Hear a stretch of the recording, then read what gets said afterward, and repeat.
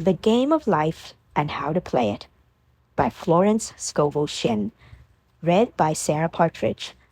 Originally self-published in 1925. This recording is a production of the Master Key Society. Copyright 2021, Master Key Society. Chapter 1. The Game. Most people consider life a battle, but it is not a battle. It is a game. It is a game, however, which cannot be played successfully without the knowledge of spiritual law, and the Old and New Testaments give the rules of the game with wonderful clearness. Jesus Christ taught that it was a great game of giving and receiving. Whatsoever a man soweth, that shall he also reap. This means that whatever man sends out in word or deed will return to him. What he gives, he will receive. If he gives hate, he will receive hate. If he gives love, he will receive love. If he gives criticism, he will receive criticism. If he lies, he will be lied to. If he cheats, he will be cheated. We are taught also that the imaging faculty plays a leading part in the game of life. Keep thy heart, or imagination, with all diligence, for out of it are the issues of life. Proverbs 4:23. This means that what man images sooner or later externalizes in his affairs. I know of a man who feared a certain disease. It was a very rare disease and difficult to get, but he pictured it continually and read about it until it manifested in his body, and he died, the victim of distorted imagination. So we see, to play successfully the game of life, we must train the imaging faculty. A person with an imaging faculty trained to image only good brings into his life every righteous desire of his heart: health, wealth, love, friends, perfect self-expression, his highest ideals. The imagination has been called the scissors of the mind, and it is ever cutting day by day the pictures man sees there, and sooner or later he meets his own creations in his outer world. To train the imagination successfully, man must understand the workings of his mind. The Greeks said, "Know thyself." There are three departments of the mind: the subconscious, conscious, and superconscious. The subconscious is simply power without direction. It is like steam or electricity, and it does what it is directed to do. It has no power of induction. Whatever man feels deeply or images clearly is impressed upon the subconscious mind and carried out in minutest detail. For example, a woman I know, when a child, always made believe she was a widow. She dressed up in black clothes and wore a long black veil, and people thought she was very clever and amusing. She grew up and married a man with whom she was deeply in love. In a short time he died, and she wore black and a sweeping veil for many years. The picture of herself as a widow was impressed upon the subconscious mind, and in due time worked itself out, regardless of the havoc created. The conscious mind has been called mortal or carnal mind. It is the human mind and sees life as it appears to be. It sees death, disaster, sickness, poverty, and limitation of every kind, and it impresses the subconscious. The superconscious mind is the God mind within each man, and is the realm of perfect ideas. In it is the perfect pattern spoken of by Plato, the divine design, for there is a divine design for each person. There is a place that you are to fill and no one else can fill, something you are to do which no one else can do. There is a perfect picture of this in the superconscious mind. It usually flashes across the conscious as an unattainable ideal, something too good to be true.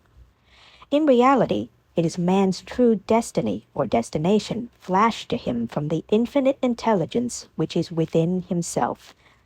Many people, however, are in ignorance of their true destinies and are striving for things and situations which do not belong to them, and would only bring failure and dissatisfaction if attained.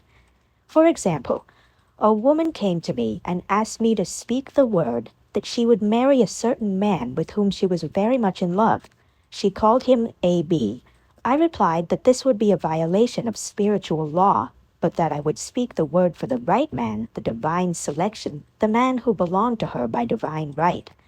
I added, if A.B. is the right man, you can't lose him, and if he isn't, you will receive his equivalent. She saw A.B. frequently, but no headway was made in their friendship. One evening, she called and said, "Do you know, for the last week, A.B. hasn't seemed so wonderful to me." I replied, "Maybe he is not the divine selection. Another man may be the right one." Soon after that, she met another man who fell in love with her at once, and who said she was his ideal. In fact, he said all the things that she had always wished A.B. would say to her. She remarked, "It was quite uncanny." She soon returned his love and lost all interest in A.B. This shows the law of substitution. A right idea was substituted for a wrong one. Therefore, there was no loss or sacrifice involved. Jesus Christ said, "Seek ye first the kingdom of God and his righteousness, and all these things shall be added unto you." And he said the kingdom was within man. The kingdom is the realm of right ideas, or the divine pattern. Jesus Christ taught that man's words played a leading part in the game of life. "By your words ye are justified, and by your words ye are condemned." Many people have brought disaster into their lives through idle words. For example, a woman once asked me why her life was now one of poverty, of limitation. Formerly she had a home, was surrounded by beautiful things, and had plenty of money. We found she had often tired of the management of her home, and had said repeatedly, "I'm sick and tired of things. I wish I lived in a trunk." And she added, "Today I am living in that trunk." She had spoken herself into a trunk. The subconscious mind has no sense of humor, and people often joke themselves into unhappy experiences. For example, a woman who had a great deal of money joked continually about getting ready for the poorhouse. In a few years, she was almost destitute, having impressed the subconscious mind with a picture of lack and limitation. Fortunately, the law works both ways, and a situation of lack may be changed to one of plenty. For example, a woman came to me one hot summer's day for a treatment for prosperity. She was worn out, dejected, and discouraged. She said she possessed just $8 in the world. I said, "Good, we'll bless the $8 and multiply them as Jesus Christ multiplied the loaves and the fishes." For he taught that every man had the power to bless and to multiply, to heal and to prosper. She said, "What shall I do next?" I replied, "Follow intuition. Have you a hunch to do anything or to go anywhere? Intuition means intuition, or to be taught from within. It is man's unerring guide, and I will deal more fully with its laws in a following chapter." The woman replied, "I don't know. I seem to have a hunch to go home. I'd just enough money for car fare." Her home was in a distant city and was one of lack and limitation, and the reasoning mind or intellect would have said, "Stay in New York and get work and make some money." I replied, "Then go home. Never violate a hunch." I spoke the following words for her. "Infinite Spirit, open the way for great abundance. She is an irresistible magnet for all that belongs to her by divine right." I told her to repeat it continually also. She left for home immediately. In calling on a woman one day, she linked up with an old friend of her family. Through this friend, she received thousands of dollars in a most miraculous way. She has said to me often, "Tell people about the woman who came to you with $8 and a hunch." There is always plenty on man's pathway, but it can only be brought into manifestation through desire, faith, or the spoken word. Jesus Christ brought out clearly that man must make the first move. "Ask, and it shall be given you. Seek, and ye shall find.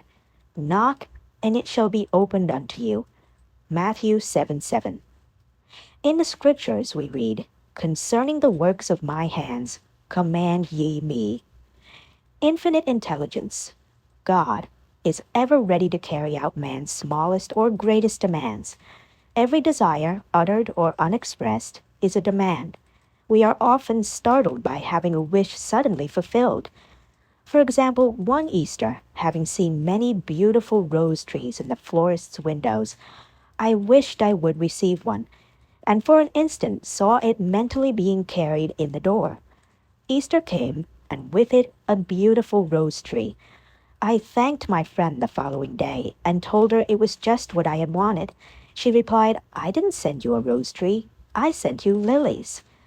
The man had mixed the order and sent me a rose tree simply because I had started the law in action, and I had to have a rose tree. Nothing stands between man and his highest ideals and every desire of his heart but doubt and fear.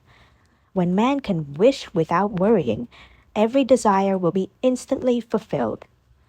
I will explain more fully in a following chapter the scientific reason for this and how fear must be erased from the consciousness.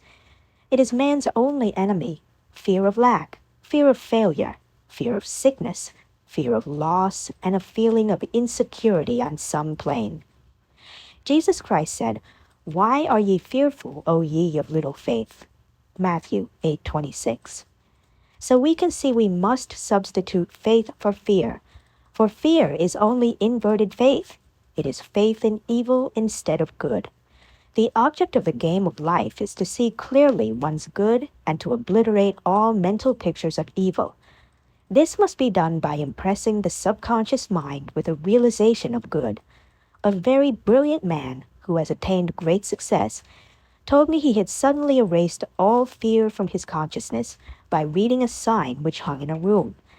He saw printed in large letters this statement, "Why worry? It will probably never happen." These words were stamped indelibly upon his subconscious mind, and he has now a firm conviction that only good can come into his life. Therefore, only good can manifest. In the following chapter, I will deal with the different methods of impressing the subconscious mind. It is man's faithful servant, but one must be careful to give it the right orders. Man has ever a silent listener at his side, his subconscious mind. Every thought, every word is impressed upon it and carried out in amazing detail. It is like a singer making a record on the sensitive disc of the phonographic plate. Every note and tone of the singer's voice is registered. If he coughs or hesitates, it is registered also. So let us break all the old bad records in the subconscious mind, the records of our lives which we do not wish to keep, and make new and beautiful ones. Speak these words aloud with power and conviction. I now smash and demolish by my spoken word every untrue record in my subconscious mind. They shall return to the dust heap of their native nothingness, for they came from my own vain imaginings. I now make my perfect records through the Christ within, the records of health, wealth, love, and perfect self-expression. This is the square of life, the game completed. In the following chapters, I will show how man can change his conditions by changing his words. Any man who does not know the power of the word is behind the times. Death and life are in the power of the tongue. Proverbs 18:21. Chapter 2. The Law of Prosperity. Yea, the Almighty shall be thy defense, and thou shalt have plenty of silver. One of the greatest messages given to the race through the scriptures is that God is man's supply, and that man can release through his spoken word all that belongs to him by divine right. He must, however, have perfect faith in his spoken word. Isaiah said, "My word shall not return unto me void, but shall accomplish that whereunto it is sent." We know now that words and thoughts are a tremendous vibratory force, ever molding man's body and affairs. A woman came to me in great distress and said she was to be sued on the 15th of the month for $3,000. She knew no way of getting the money and was in despair. I told her God was her supply, and that there is a supply for every demand. So I spoke the word. I gave thanks that the woman would receive $3,000 at the right time in the right way. I told her she must have perfect faith and act her perfect faith. The 15th came, but no money had materialized. She called me on the phone and asked what she was to do. I replied, "It is Saturday, so they won't sue you today. Your part is to act rich, thereby showing perfect faith that you will receive it by Monday." She asked me to lunch with her to keep up her courage. When I joined her at the restaurant, I said, "This is no time to economize. Order an expensive luncheon. Act as if you have already received the $3,000. All things whatsoever ye ask in prayer, believing, ye shall receive." You must act as if you had already received. The next morning, she called me on the phone and asked me to stay with her during the day. I said, "No, you are divinely protected and God is never too late." In the evening, she phoned again, greatly excited, and said, "My dear, a miracle has happened. I was sitting in my room this morning when the doorbell rang. I said to the maid, 'Don't let anyone in.' The maid, however, looked out the window and said, 'It's your cousin with the long white beard.' So I said, 'Call him back. I would like to see him.' He was just turning the corner when he heard the maid's voice, and he came back. He talked for about an hour, and just as he was leaving, he said, 'Oh, by the way, how are finances?' I told him I needed the money, and he said, 'Why, my dear, I will give you $3,000 the first of the month.' I didn't like to tell him I was going to be sued. What shall I do? I won't receive it till the first of the month, and I must have it tomorrow. I said, 'I'll keep on trading.' I said, 'Spirit is never too late. I give thanks she has received the money on the invisible plane and that it manifests on time.' The next morning, her cousin called her up and said, 'Come to my office this morning and I will give you the money.' That afternoon, she had $3,000 to her credit in the bank and wrote checks as rapidly as her excitement would permit. If one asks for success and prepares for failure, he will get the situation he has prepared for. For example, a man came to me asking me to speak the word that a certain debt would be wiped out. I found he spent his time planning what he would say to the man when he did not pay his bill, thereby neutralizing my words. He should have seen himself paying the debt. We have a wonderful illustration of this in the Bible relating to the 3 kings who were in the desert without water for their men and horses.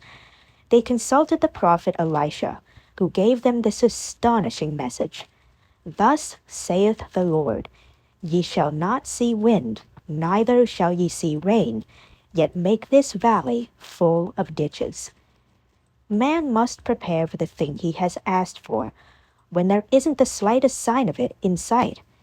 For example, a woman found it necessary to look for an apartment during the year when there was a great shortage of apartments in New York. It was considered almost an impossibility, and her friends were sorry for her and said, "Isn't it too bad you'll have to store your furniture and live in a hotel?" She replied, "You needn't feel sorry for me. I'm a Superman, and I'll get an apartment." She spoke the words, "Infinite Spirit, open the way for the right apartment." She knew there was a supply for every demand, and that she was unconditioned working on the spiritual plane, and that one with God is a majority. She had contemplated buying new blankets when the tempter, the adverse thought or reasoning mind, suggested, "Don't buy the blankets. Perhaps after all you won't get an apartment, and you will have no use for them." She promptly replied to herself, "I'll dig my ditches by buying the blankets." So she prepared for the apartment, acted as though she already had it. She found one in a miraculous way, and it was given to her, although there were over 200 other applicants. The blankets showed active faith. It is needless to say that the ditches dug by the 3 kings in the desert were filled to overflowing. Read 2 Kings. Getting into the spiritual swing of things is no easy matter for the average person. The adverse thoughts of doubt and fear surge from the subconscious. They are the army of the aliens, which must be put to flight. This explains why it is so often darkest before the dawn. A big demonstration is usually preceded by tormenting thoughts. Having made a statement of high spiritual truth, one challenges the old beliefs in the subconscious, and error is exposed to be put out. This is the time when one must make his affirmations of truth repeatedly and rejoice and give thanks that he has already received. Before ye call, I shall answer. This means that every good and perfect gift is already man's awaiting his recognition. Man can only receive what he sees himself receiving. The children of Israel were told that they could have all the land they could see. This is true of every man. He has only the land within his own mental vision. Every great work, every big accomplishment has been brought into manifestation through holding to the vision, and often just before the big achievement comes apparent failure and discouragement. The children of Israel, when they reached the promised land, were afraid to go in, for they said it was filled with giants who made them feel like grasshoppers. And there we saw the giants, and we were in our own sight as grasshoppers. This is almost every man's experience. However, the one who knows spiritual law is undisturbed by appearance and rejoices while he is yet in captivity. That is, he holds to his vision and gives thanks that the end is accomplished he has received. Jesus Christ gave a wonderful example of this. He said to his disciples, Say not ye, There are yet 4 months, and then cometh the harvest? Behold, I say unto you, Lift up your eyes, and look on the fields, for they are ripe already to harvest. His clear vision pierced the world of matter, and he saw clearly the fourth-dimensional world, things as they really are, perfect and complete in divine mind. So man must ever hold the vision of his journey's end and demand the manifestation of that which he has already received. It may be his perfect health, love, supply, self-expression, home, or friends. They are all finished and perfect ideas registered in divine mind, man's own superconscious mind, and must come through him, not to him. For example, a man came to me asking for treatments for success. It was imperative that he raise within a certain time $50,000 for his business. The time limit was almost up when he came to me in despair. No one wanted to invest in his enterprise, and the bank had flatly refused a loan. I replied, I suppose you lost your temper while at the bank, therefore your power. You can control any situation if you first control yourself. Go back to the bank, I added, and I will treat. My treatment was, you are identified in love with the spirit of everyone connected with the bank. Let the divine idea come out of this situation. He replied, Woman, you are talking about an impossibility. Tomorrow is Saturday. The bank closes at 12, and my train won't get me there until 10, and the time limit is up tomorrow, and anyway, they won't do it. It's too late. I replied, God doesn't need any time and is never too late. With him, all things are possible. I added, I don't know anything about business, but I know all about God. He replied, It all sounds fine when I sit here listening to you, but when I go out, it's terrible. He lived in a distant city, and I did not hear from him for a week. Then came a letter. It read, You were right. I raised the money and will never again doubt the truth of all that you told me. I saw him a few weeks later, and I said, What happened? You evidently had plenty of time after all. He replied, My train was late, and I got there just 15 minutes to 12. I walked into the bank quietly and said, I have come for the loan, and they gave it to me without a question. It was the last 15 minutes of the time allotted to him, and Infinite Spirit was not too late. In this instance, the man could never have demonstrated alone. He needed someone to help him hold to the vision. This is what one man can do for another. Jesus Christ knew the truth of this when he said, If 2 of you shall agree on earth as touching anything that they shall ask, it shall be done for them of my Father which is in heaven. One gets too close to his own affairs and becomes doubtful and fearful. The friend or healer sees clearly the success, health, or prosperity and never wavers, because he is not close to the situation. It is much easier to demonstrate for someone else than for oneself, so a person should not hesitate to ask for help if he feels himself wavering. A keen observer of life once said, "No man can fail if some one person sees him successful." Such is the power of the vision, and many a great man has owed his success to a wife or sister or a friend who believed in him and held without wavering to the perfect pattern. Chapter 3. The Power of the Word. By thy words thou shalt be justified, and by thy words thou shalt be condemned. A person knowing the power of the word becomes very careful of his conversation. He has only to watch the reaction of his words to know that they do not return void. Through his spoken word, man is continually making laws for himself. I know a man who said, "I always miss a car. It invariably pulls out just as I arrive." His daughter said, "I always catch a car. It's sure to come just as I get there." This occurred for years. Each had made a separate law for himself, one of failure, one of success. This is the psychology of superstitions.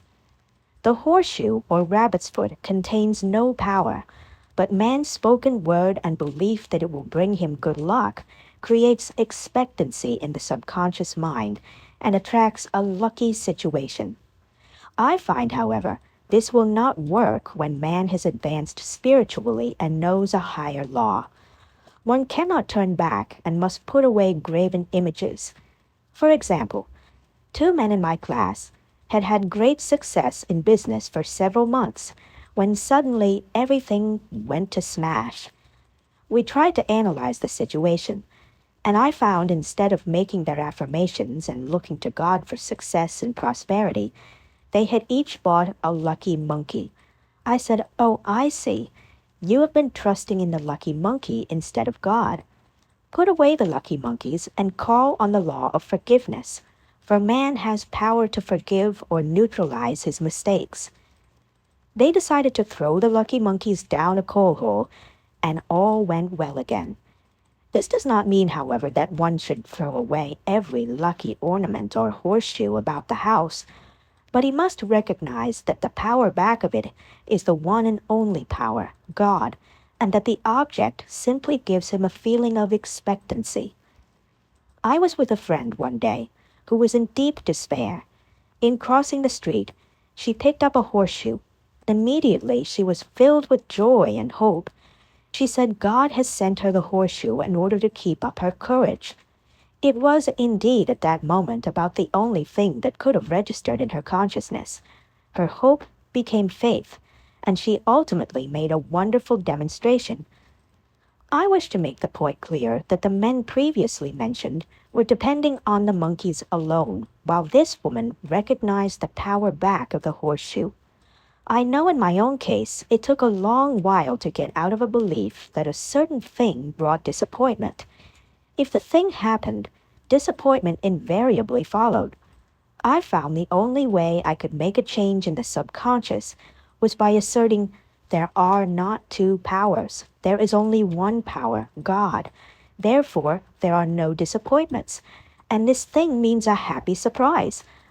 I noticed a change at once, and happy surprises commenced coming my way. I have a friend who said nothing could induce her to walk under a ladder. I said, "If you are afraid, you are giving in to a belief in two powers, good and evil, instead of one. As God is absolute, there can be no opposing power unless man makes the false of evil for himself. To show you believe in only one power, God, and that there is no power or reality in evil, walk under the next ladder you see." Soon after, she went to her bank. She wished to open her box in the safety deposit vault, and there stood a ladder on her pathway. It was impossible to reach the box without passing under the ladder. She quailed with fear and turned back. She could not face the lion on her pathway. However, when she reached the street, my words rang in her ears, and she decided to return and walk under it. It was a big moment in her life, for ladders had held her in bondage for years. She retraced her steps to the vault, and the ladder was no longer there. This so often happens. If one is willing to do a thing he is afraid to do, he does not have to. It is the law of non-resistance which is so little understood.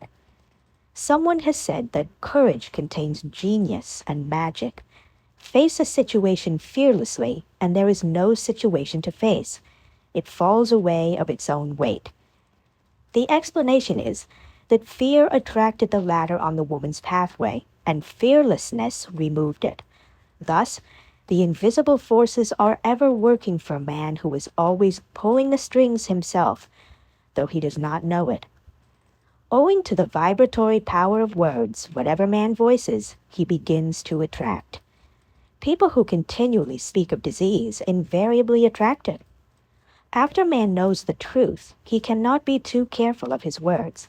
For example, I have a friend who often says on the phone, "Do come to see me and have a fine old-fashioned chat." This old-fashioned chat means an hour of about 500 to 1,000 destructive words, the principal topics being loss, lack, failure, and sickness. I reply, "No, I thank you. I've had enough old-fashioned chats in my life. They are too expensive, but I will be glad to have a new-fashioned chat and talk about what we want, not what we don't want." There is an old saying that man only dares use his words for three purposes: to heal, bless, or prosper. What man says of others will be said of him, and what he wishes for another, he is wishing for himself. Curses like chickens come home to roost. If a man wishes someone bad luck, he is sure to attract bad luck himself. If he wishes to aid someone to success, he is wishing and aiding himself to success. The body may be renewed and transformed through the spoken word and clear vision, and disease be completely wiped out of the consciousness. The metaphysician knows that all disease has a mental correspondence, and in order to heal the body, one must first heal the soul.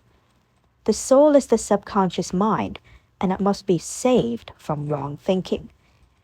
In the 23rd Psalm, we read, "He restoreth my soul."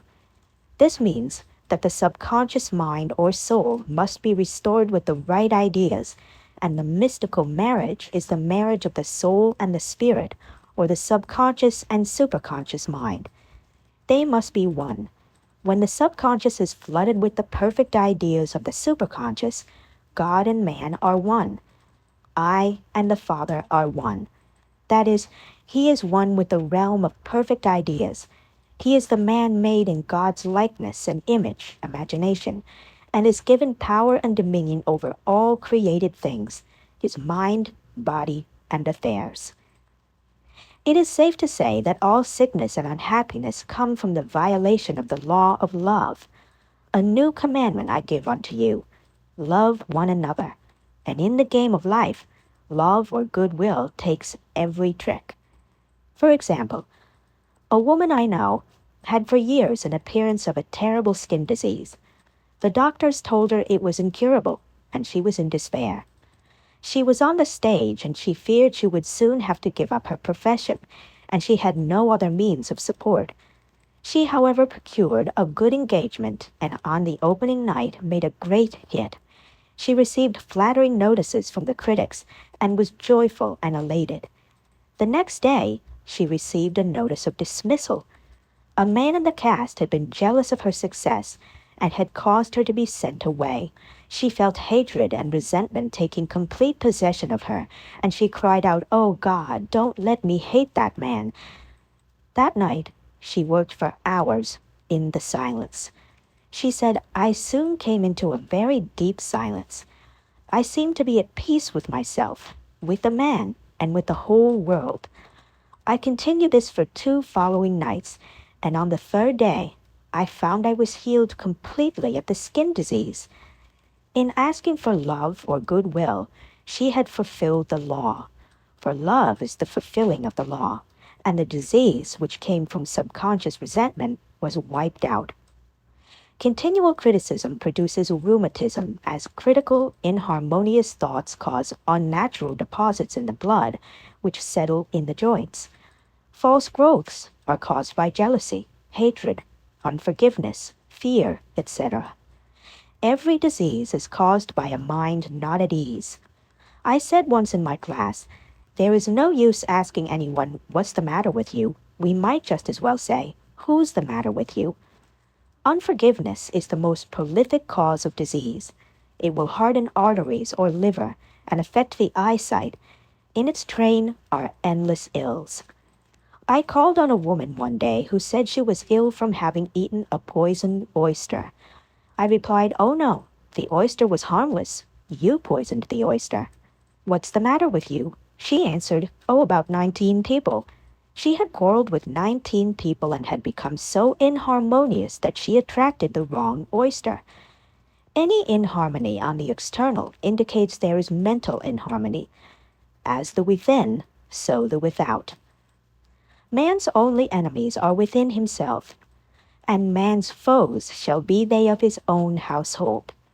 Personality is one of the last enemies to be overcome, as this planet is taking its initiation in love. It was Christ's message, peace on earth, goodwill towards man. The enlightened man, therefore, endeavors to perfect himself upon his neighbor. His work is with himself, to send out goodwill and blessings to every man, and the marvelous thing is that if one blesses a man, he has no power to harm him. For example, a man came to me asking to treat for success in business. He was selling machinery, and a rival appeared on the scene with what he proclaimed was a better machine, and my friend feared defeat. I said, first of all, we must wipe out all fear and know that God protects your interests and that the divine idea must come out of the situation. That is, the right machine will be sold by the right man to the right man. And I added, don't hold one critical thought towards that man. Bless him all day and be willing not to sell your machine if it isn't the divine idea. So he went to the meeting, fearless and non-resistant, and blessing the other man. He said the outcome was very remarkable. The other man's machine refused to work, and he sold his without the slightest difficulty. But I say unto you, love your enemies, bless them that curse you, do good to them that hate you, and pray for them which spitefully use you and persecute you. Goodwill produces a great aura of protection about the one who sends it, and no weapon that is formed against him shall prosper. In other words, love and goodwill destroy the enemies within oneself. Therefore, one has no enemies on the external. There is peace on earth for him who sends goodwill to man. Chapter 4. The Law of Non-Resistance. Resist not evil. Be not overcome of evil, but overcome evil with good. Nothing on earth can resist an absolutely non-resistant person. The Chinese say that water is the most powerful element because it is perfectly non-resistant. It can wear away a rock and sweep all before it. Jesus Christ said, resist not evil, for he knew in reality there is no evil, therefore nothing to resist. Evil has come of a man's vain imagination or a belief in two powers, good and evil. There is an old legend that Adam and Eve ate of Maya, the tree of illusion, and saw two powers instead of one power, God. Therefore, evil is a false law man has made for himself through psychoma or soul sleep. Soul sleep means that man's soul has been hypnotized by the race belief of sin, sickness, and death, etc., which is carnal or mortal thought, and his affairs have outpictured his illusions. We have read in a preceding chapter that man's soul is his subconscious mind, and whatever he feels deeply, good or bad, is outpictured by that faithful servant. His body and affairs show forth what he has been picturing. The sick man has pictured sickness, the poor man, poverty, the rich man, wealth. People often say, why does a little child attract illness when it is too young even to know what it means? I answer that children are sensitive and receptive to the thoughts of others about them, and often outpicture the fears of their parents. I heard a metaphysician once say, if you do not run your subconscious mind yourself, someone else will run it for you. Mothers often unconsciously attract illness and disaster to their children by continually holding them in thoughts of fear and watching for symptoms. For example, a friend asked a woman if her little girl had had the measles. She replied promptly, "Not yet." This implied that she was expecting the illness and therefore preparing the way for what she did not want for herself and child. However, the man who is centered and established in right thinking, the man who sends out only goodwill to his fellow man, and who is without fear, cannot be touched or influenced by the negative thoughts of others. In fact, he could then receive only good thoughts, as he himself sends forth only good thoughts.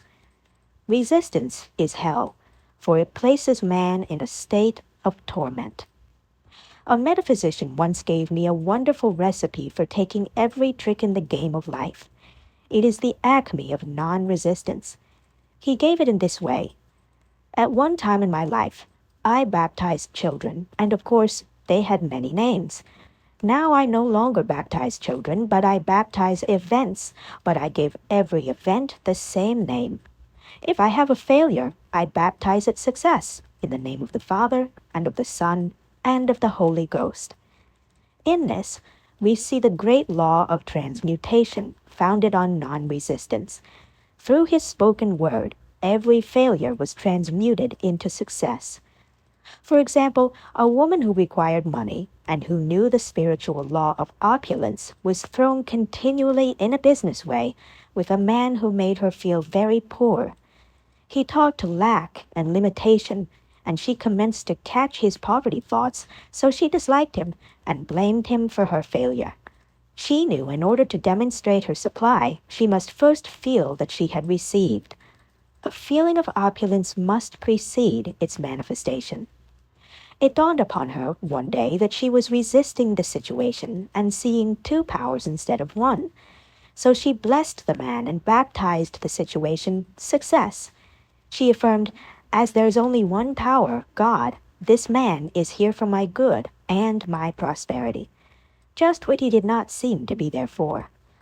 Soon after that, she met through this man a woman who gave her for a service rendered several $1,000s, and the man moved to a distant city and faded harmoniously from her life. Make the statement, "Every man is a golden link in the chain of my good." For all men are God in manifestation, awaiting the opportunity given by man himself to serve the divine plan of his life. Bless your enemy, and you rob him of his ammunition. His arrows will be transmuted into blessings. This law is true of nations as well as individuals. Bless a nation, send love and goodwill to every inhabitant, and it is robbed of its power to harm. Man can only get the right idea of non-resistance through spiritual understanding. My students have often said, "I don't want to be a doormat." I reply, when you use non-resistance with wisdom, no one will ever be able to walk over you. Another example. One day I was impatiently awaiting an important telephone call. I resisted every call that came in and made no outgoing calls myself, reasoning that it might interfere with the one I was awaiting. Instead of saying, "Divine ideas never conflict, the call will come at the right time," leaving it to infinite intelligence to arrange, I commenced to manage things myself. I made the battle mine, not God's, and remained tense and anxious. The bell did not ring for about an hour, and I glanced at the phone and found the receiver had been off that length of time, and the phone was disconnected. My anxiety, fear, and belief in interference had brought on a total eclipse of the telephone. Realizing what I had done, I commenced blessing the situation at once.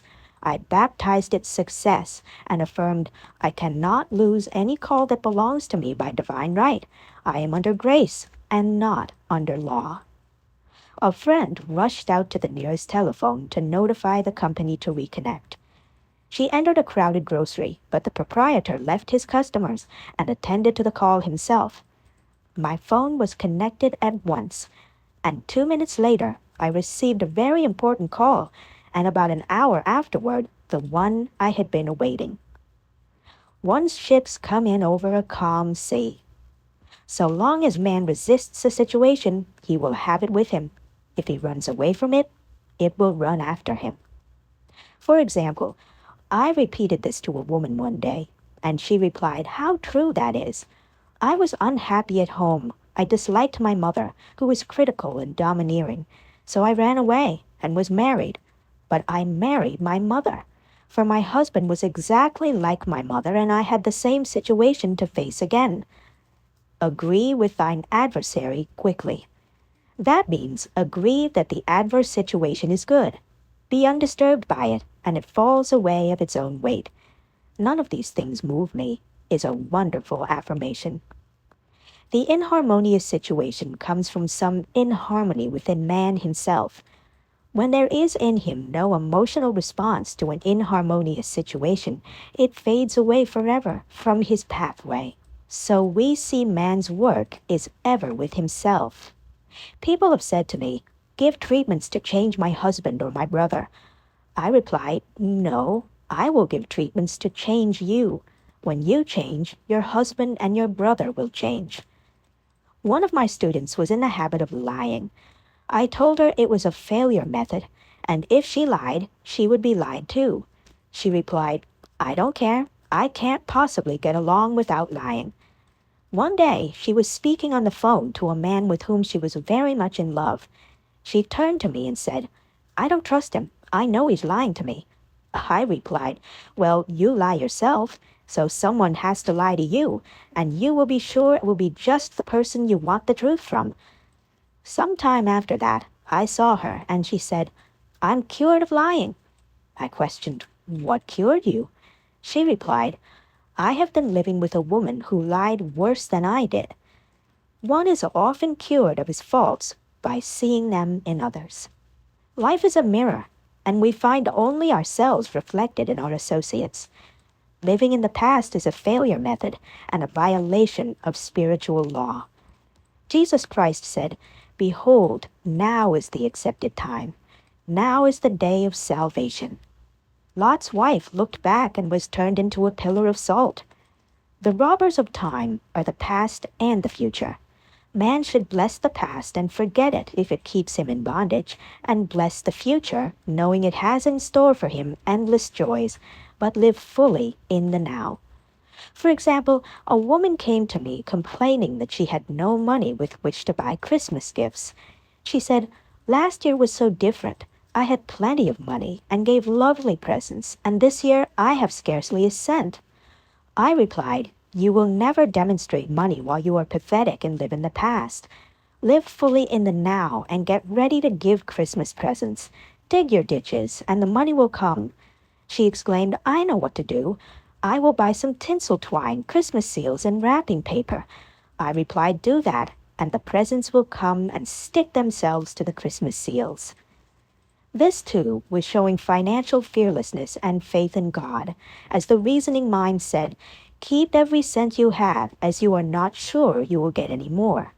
She bought the seals, paper, and twine, and a few days before Christmas received a gift of several $100s.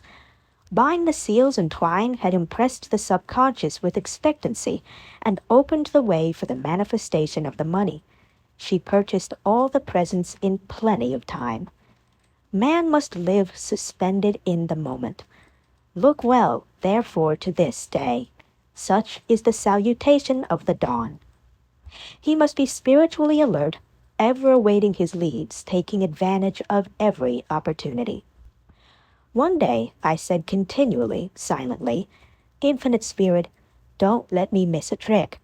And something very important was told to me that evening. It is most necessary to begin the day with right words. Make an affirmation immediately upon waking. For example, "Thy will be done this day. Today is a day of completion. I give thanks for this perfect day.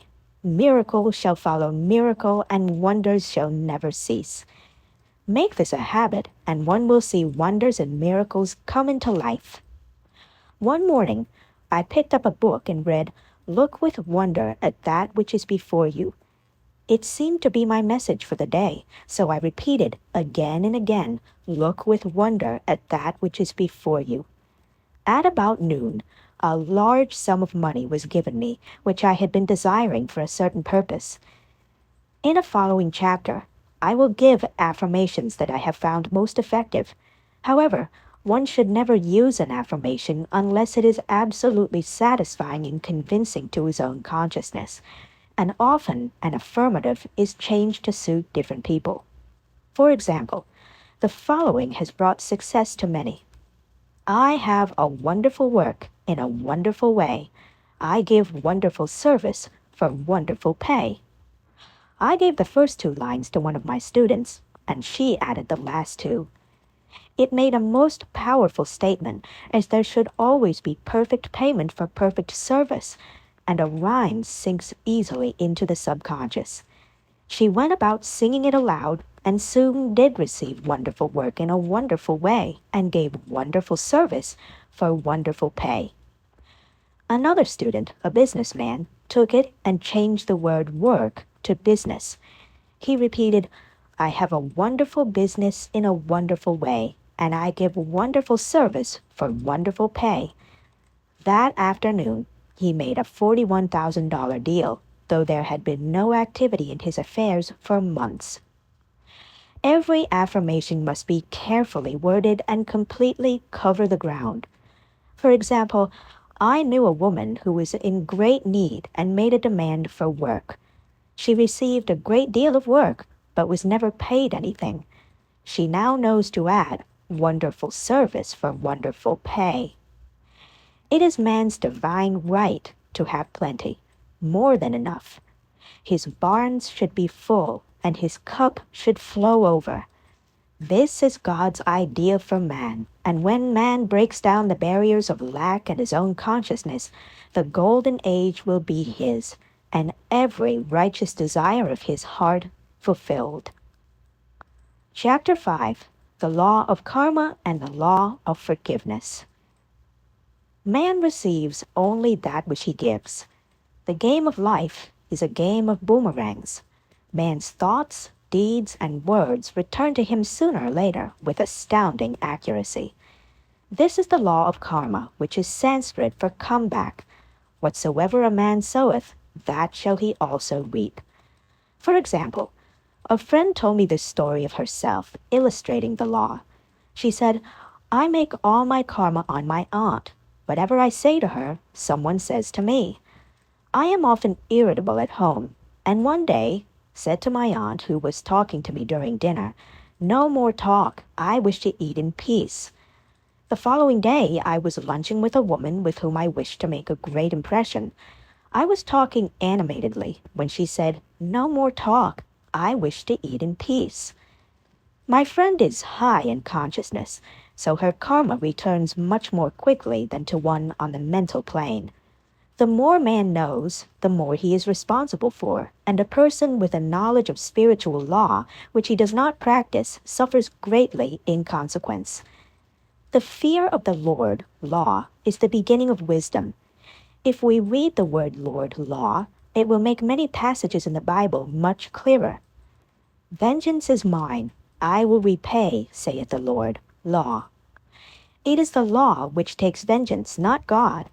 God sees man perfect, created in his own image, imagination, and given power and dominion. This is the perfect idea of man registered in divine mind, awaiting man's recognition, for man can only be what he sees himself to be, and only attain what he sees himself attaining. "Nothing ever happens without an onlooker," is an ancient saying. Man sees first his failure or success, his joy or sorrow, before it swings into visibility from the scenes set in his own imagination. We have observed this in the mother picturing disease for her child, or a woman seeing success for her husband. Jesus Christ said, "And ye shall know the truth, and the truth shall make you free." So we see freedom from all unhappy conditions comes through knowledge, a knowledge of spiritual law. Obedience precedes authority, and the law obeys man when he obeys the law. The law of electricity must be obeyed before it becomes man's servant. When handled ignorantly, it becomes man's deadly foe. So with the laws of mind. For example, a woman with a strong personal will wished she owned a house which belonged to an acquaintance, and she often made mental pictures of herself living in the house. In the course of time, the man died, and she moved into the house. Several years afterwards, coming into the knowledge of spiritual law, she said to me, "Do you think I had anything to do with that man's death?" I replied, "Yes, your desire was so strong, everything made way for it. But you paid your karmic debt. Your husband, whom you loved devotedly, died soon after, and the house was a white elephant on your hands for years." The original owner, however, could not have been affected by her thoughts had he been positive in the truth, nor her husband, but they were both under karmic law. The woman should have said, feeling the great desire for the house, "Infinite intelligence, give me the right house, equally as charming as this, the house which is mine by divine right." The divine selection would have given perfect satisfaction and brought good to all. The divine pattern is the only safe pattern to work by. Desire is a tremendous force and must be directed in the right channels or chaos ensues. In demonstrating, the most important step is the first step to ask aright. Man should always demand only that which is his by divine right. To go back to the illustration, had the woman taken this attitude, "If this house I desire is mine, I cannot lose it. If it is not, give me its equivalent," the man might have decided to move out harmoniously, had it been the divine selection for her, or another house would have been substituted. Anything forced into manifestation through personal will is always ill-got and has ever bad success. Man is admonished, "My will be done, not thine." And the curious thing is, man always gets just what he desires when he does relinquish personal will, thereby enabling infinite intelligence to work through him. "Stand ye still and see the salvation of the Lord." Law. For example, a woman came to me in great distress. Her daughter had determined to take a very hazardous trip, and the mother was filled with fear. She said she had used every argument, had pointed out the dangers to be encountered, and forbidden her to go. But the daughter became more and more rebellious and determined. I said to the mother, "You are forcing your personal will upon your daughter, which you have no right to do, and your fear of the trip is only attracting it, for man attracts what he fears." I added, "Let go, and take your mental hands off. Put it in God's hands, and use this statement: I put this situation in the hands of infinite love and wisdom. If this trip is the divine plan, I bless it and no longer resist. But if it is not divinely planned, I give thanks that it is now dissolved and dissipated." A day or two after that, her daughter said to her, "Mother, I have given up the trip," and the situation returned to its native nothingness. It is learning to stand still which seems so difficult for man. I will deal more fully with this law in the chapter on non-resistance. I will give another example of sowing and reaping, which came in the most curious way. A woman came to me saying she had received a counterfeit $20 bill given to her at the bank. She was much disturbed, for she said the people at the bank will never acknowledge their mistake. I replied, "Let's analyze the situation and find out why you attracted it." She thought a few moments and exclaimed, "I know it. I sent a friend a lot of stage money just for a joke." So the law had sent her some stage money, for it doesn't know anything about jokes. I said, "Now we will call on the law of forgiveness and neutralize the situation." Christianity is founded upon the law of forgiveness. Christ has redeemed us from the curse of the karmic law, and the Christ within each man is his redeemer and salvation from all inharmonious conditions. So I said, "Infinite Spirit, we call on the law of forgiveness and give thanks that she is under grace and not under law, and cannot lose this $20 which is hers by divine right. Now," I said, "go back to the bank and tell them fearlessly that it was given you there by mistake." She obeyed, and to her surprise, they apologized and gave her another bill, treating her most courteously. So knowledge of the law gives man power to rub out his mistakes. Man cannot force the external to be what he is not. If he desires riches, he must be rich first in consciousness. For example, a woman came to me asking treatment for prosperity. She did not take much interest in her household affairs, and her home was in great disorder. I said to her, "If you wish to be rich, you must be orderly. All men with great wealth are orderly, and order is heaven's first law." I added, "You will never become rich with a burnt match in the pincushion." She had a good sense of humor, and commenced immediately, putting her house in order. She rearranged furniture, straightened out bureau drawers, cleaned rugs, and soon made a big financial demonstration, a gift from a relative.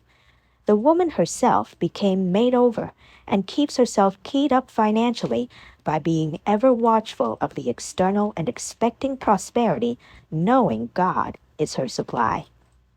Many people are in ignorance of the fact that gifts and things are investments, and that hoarding and saving invariably leads to loss. There is that scattereth and yet increaseth, and there is that withholdeth more than is meet, but it tendeth to poverty. For example, I know a man who wanted to buy a fur-lined overcoat. He and his wife went to various shops, but there was none he wanted. He said they were all too cheap-looking. At last he was shown one. The salesman said was valued at $1,000, but which the manager would sell him for $500, as it was late in the season. His financial possessions amounted to about $700. The reasoning mind would have said, "You can't afford to spend nearly all you have on a coat," but he was very intuitive and never reasoned. He turned to his wife and said, "If I get this coat, I'll make a ton of money." So his wife consented weakly. About a month later, he received a $10,000 commission. The coat made him feel so rich. It linked him with success and prosperity. Without the coat, he would not have received the commission. It was an investment paying large dividends. If man ignores these leadings to spend or to give, the same amount of money will go in an uninteresting or unhappy way. For example, a woman told me on Thanksgiving Day she informed her family that they could not afford a Thanksgiving dinner. She had the money, but decided to save it. A few days later, someone entered her room and took from the bureau drawer the exact amount the dinner would have cost. The law always stands back of the man who spends fearlessly with wisdom. For example, one of my students was shopping with her little nephew. The child clamored for a toy, which she told him she could not afford to buy. She realized suddenly that she was seeking lack and not recognizing God as her supply. So she bought the toy, and on her way home picked up in the street the exact amount of money she had paid for it. Man's supply is inexhaustible and unfailing when fully trusted, but faith or trust must precede the demonstration. According to your faith, be it unto you. Faith is the substance of things hoped for, the evidence of things not seen. For faith holds the vision steady, and the adverse pictures are dissolved and dissipated, and in due season we shall reap if we faint not. Jesus Christ brought the good news, the gospel, that there was a higher law than the law of karma, and that law transcends the law of karma. It is the law of grace or forgiveness.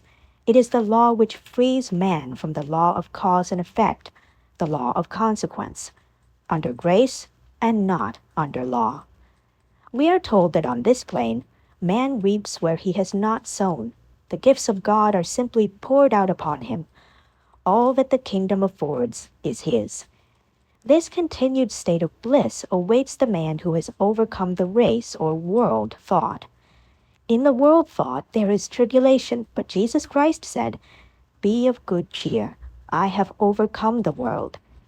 The world thought is that of sin, sickness, and death. He saw their absolute unreality and said, "Sickness and sorrow shall pass away, and death itself, the last enemy, be overcome." We know now, from a scientific standpoint, that death could be overcome by stamping the subconscious mind with the conviction of eternal youth and eternal life. The subconscious, being simply power without direction, carries out orders without questioning. Working under the direction of the superconscious, the Christ or God within man, the resurrection of the body would be accomplished. Man would no longer throw off his body in death. It would be transformed into the body electric sung by Walt Whitman, for Christianity is founded upon the forgiveness of sins and an empty tomb. Chapter 6. Casting the Burden. Impressing the subconscious. When man knows his own powers and the workings of his mind, his great desire is to find an easy and quick way to impress the subconscious with good, for simply an intellectual knowledge of the truth will not bring results. In my own case, I found the easiest way is in casting the burden. A metaphysician once explained it in this manner. He said, "The only thing which gives anything weight in nature is the law of gravitation, and if a boulder could be taken high above the planet, there would be no weight in that boulder, and that is what Jesus Christ meant when he said, 'My yoke is easy and my burden is light.'" He had overcome the world vibration and functioned in the fourth dimensional realm, where there is only perfection, completion, life, and joy. He said, "Come to me, all ye that labor and are heavy laden, and I will give you rest. Take my yoke upon you, for my yoke is easy and my burden is light." We are also told in the 55th Psalm to cast thy burden upon the Lord. Many passages in the Bible state that the battle is God's, not man's, and that man is always to stand still and see the salvation of the Lord. This indicates that the superconscious mind, or Christ within, is the department which fights man's battle and relieves him of burdens. We see, therefore, that man violates law if he carries a burden, and a burden is an adverse thought or condition, and this thought or condition has its root in the subconscious. It seems almost impossible to make any headway directing the subconscious from the conscious or reasoning mind, as the reasoning mind, the intellect, is limited in its conceptions and filled with doubts and fears. How scientific it then is to cast the burden upon the superconscious mind, or Christ within, where it is made light or dissolved into its native nothingness. For example, a woman in urgent need of money made light upon the Christ within, the superconscious, with the statement, "I cast this burden of lack on the Christ within, and I go free to have plenty." The belief in lack was her burden, and as she cast it upon the superconscious with its belief of plenty, an avalanche of supply was the result. We read, "The Christ in you, the hope of glory." Another example. One of my students had been given a new piano, and there was no room in her studio for it until she had moved out the old one. She was in a state of perplexity. She wanted to keep the old piano, but knew of no place to send it. She became desperate, as the new piano was to be sent immediately. In fact, was on its way, with no place to put it. She said it came to her to repeat, "I cast this burden on the Christ within, and I go free." A few moments later, her phone rang, and a woman friend asked if she might rent her old piano, and it was moved out a few minutes before the new one arrived. I knew a woman whose burden was resentment. She said, "I cast this burden of resentment on the Christ within, and I go free to be loving, harmonious, and happy." The almighty superconscious flooded the subconscious with love, and her whole life was changed. For years, resentment had held her in a state of torment and imprisoned her soul, the subconscious mind. The statement should be made over and over and over, sometimes for hours at a time, silently or audibly, with quietness but determination. I have often compared it to winding up a Victrola. We must wind ourselves up with spoken words. I have noticed in casting the burden, after a little while, one seems to see clearly. It is impossible to have clear vision while in the throes of carnal mind. Doubts and fear poison the mind and body, and imagination runs riot, attracting disaster and disease.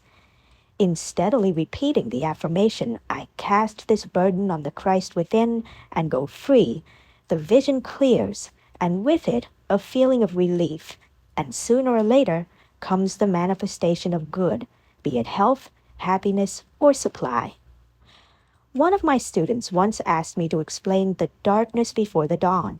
I referred in a preceding chapter to the fact that often before the big demonstration, everything seems to go wrong, and deep depression clouds the consciousness. It means that out of the subconscious are rising the doubts and fears of the ages. These old derelicts of the subconscious rise to the surface to be put out. It is then that man should clap his cymbals like Jehoshaphat and give thanks that he is saved even though he seems surrounded by the enemy. The situation of lack or disease. The student continued, "How long must one remain in the dark?" And I replied, "Until one can see in the dark. And casting the burden enables one to see in the dark." In order to impress the subconscious, active faith is always essential. Faith without works is dead. In these chapters, I have endeavored to bring out this point. Jesus Christ showed active faith when he commanded the multitude to sit down on the ground before he gave thanks for the loaves and the fishes. I will give another example showing how necessary this step is. In fact, active faith is the bridge over which man passes to his promised land. Through misunderstanding, a woman had been separated from her husband, whom she loved deeply. He refused all offers of reconciliation and would not communicate with her in any way. Coming into the knowledge of spiritual law, she denied the appearance of separation. She made this statement, "There is no separation in divine mind. Therefore, I cannot be separated from the love and companionship which are mine by divine right." She showed active faith by arranging a place for him at the table every day, thereby impressing the subconscious with a picture of his return. Over a year passed, but she never wavered. And one day, he walked in. The subconscious is often impressed through music. Music has a fourth-dimensional quality and releases the soul from imprisonment. It makes wonderful things seem possible and easy of accomplishment. I have a friend who uses her Victrola daily for this purpose. It puts her in perfect harmony and releases the imagination. Another woman often dances while making her affirmations. The rhythm and harmony of music and motion carry her words forth with tremendous power. The student must remember also not to despise the day of small things. Invariably, before a demonstration, come signs of land. Before Columbus reached America, he saw birds and twigs which showed him land was near. So it is with a demonstration, but often the student mistakes it for the demonstration itself and is disappointed. For example, a woman had spoken the word for a set of dishes. Not long afterwards, a friend gave her a dish which was old and cracked. She came to me and said, "Well, I asked for a set of dishes and all I got was a cracked plate." I replied, "The plate was only signs of land. It shows your dishes are coming. Look upon it as birds and seaweed." And not long afterwards, the dishes came. Continually making believe impresses the subconscious. If one makes believe he is rich and makes believe he is successful, in due time he will reap. Children are always making believe, and except ye be converted and become as little children, ye shall not enter the kingdom of heaven. For example, I know of a woman who was very poor, but no one could make her feel poor. She earned a small amount of money from rich friends who constantly reminded her of her poverty and to be careful and saving. Regardless of their admonitions, she would spend all her earnings on a hat or make someone a gift and be in a rapturous state of mind. Her thoughts were always centered on beautiful clothes and rings and things, but without envying others. She lived in the world of the wondrous, and only riches seemed real to her. Before long, she married a rich man, and the rings and things became visible. I do not know whether the man was the divine selection, but opulence had to manifest in her life, as she had imaged only opulence. There is no peace or happiness for man until he has erased all fear from the subconscious. Fear is misdirected energy and must be redirected or transmuted into faith. Jesus Christ said, "Why are ye fearful, O ye of little faith? All things are possible to him that believeth." I am asked so often by my students, "How can I get rid of fear?" I reply, by walking up to the thing you are afraid of. The lion takes its fierceness from your fear. Walk up to the lion and he will disappear. Run away and he runs after you. I have shown in previous chapters how the lion of lack disappeared when the individual spent money fearlessly, showing faith that God was his supply and therefore unfailing. Many of my students have come out of the bondage of poverty and are now bountifully supplied through losing all fear of letting money go out. The subconscious is impressed with the truth that God is the giver and the gift. Therefore, as one is one with the giver, he is one with the gift. A splendid statement is, "I now thank God the giver for God the gift." Man has so long separated himself from his good and his supply through thoughts of separation and lack that sometimes it takes dynamite to dislodge these false ideas from the subconscious, and the dynamite is a big situation. We see in the foregoing illustration how the individual was freed from his bondage by showing fearlessness. Man should watch himself hourly to detect if his motive for action is fear or faith. Choose ye this day whom we shall serve, fear or faith. Perhaps one's fear is of personality. Then do not avoid the people feared. Be willing to meet them cheerfully, and they will either prove golden links in the chain of one's good, or disappear harmoniously from one's pathway. Perhaps one's fear is of disease or germs. Then one should be fearless and undisturbed in a germ-laden situation, and he would be immune. One can only contract germs while vibrating at the same rate as the germ, and fear drags men down to the level of the germ. Of course, the disease-laden germ is the product of carnal mind, as all thought must objectify. Germs do not exist in the superconscious or divine mind, therefore are the product of man's vain imagination. In the twinkling of an eye, man's release will come when he realizes there is no power in evil. The material world will fade away, and the fourth-dimensional world, the world of the wondrous, will swing into manifestation. "And I saw a new heaven and a new earth, and there shall be no more death, neither sorrow nor crying, neither shall there be any more pain, for the former things are passed away." Chapter 7. Love. Every man on this planet is taking his initiation in love. "A new commandment I give unto you, that ye love one another." Ouspensky states in Tertium Organum that love is a cosmic phenomenon and opens to man the fourth-dimensional world, the world of the wondrous. Real love is selfless and free from fear. It pours itself out upon the object of its affection without demanding any return. Its joy is in the joy of giving. Love is God in manifestation and the strongest magnetic force in the universe. Pure, unselfish love draws to itself its own. It does not need to seek or demand. Scarcely anyone has the faintest conception of real love. Man is selfish, tyrannical, or fearful in his affections, thereby losing the thing he loves. Jealousy is the worst enemy of love, for the imagination runs riot, seeing the loved one attracted to another, and invariably these fears objectify if they are not neutralized. For example, a woman came to me in deep distress. The man she loved had left her for other women, and said he never intended to marry her. She was torn with jealousy and resentment, and said she hoped he would suffer as he had made her suffer, and added, "How could he leave me when I loved him so much?" I replied, "You are not loving that man, you are hating him," and added, "You can never receive what you have never given. Give a perfect love, and you will receive a perfect love." Perfect yourself on this man. Give him a perfect, unselfish love, demanding nothing in return. Do not criticize or condemn, and bless him wherever he is."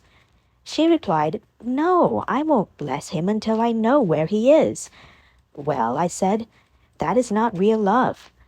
When you send out real love will return to you, either from this man or his equivalent.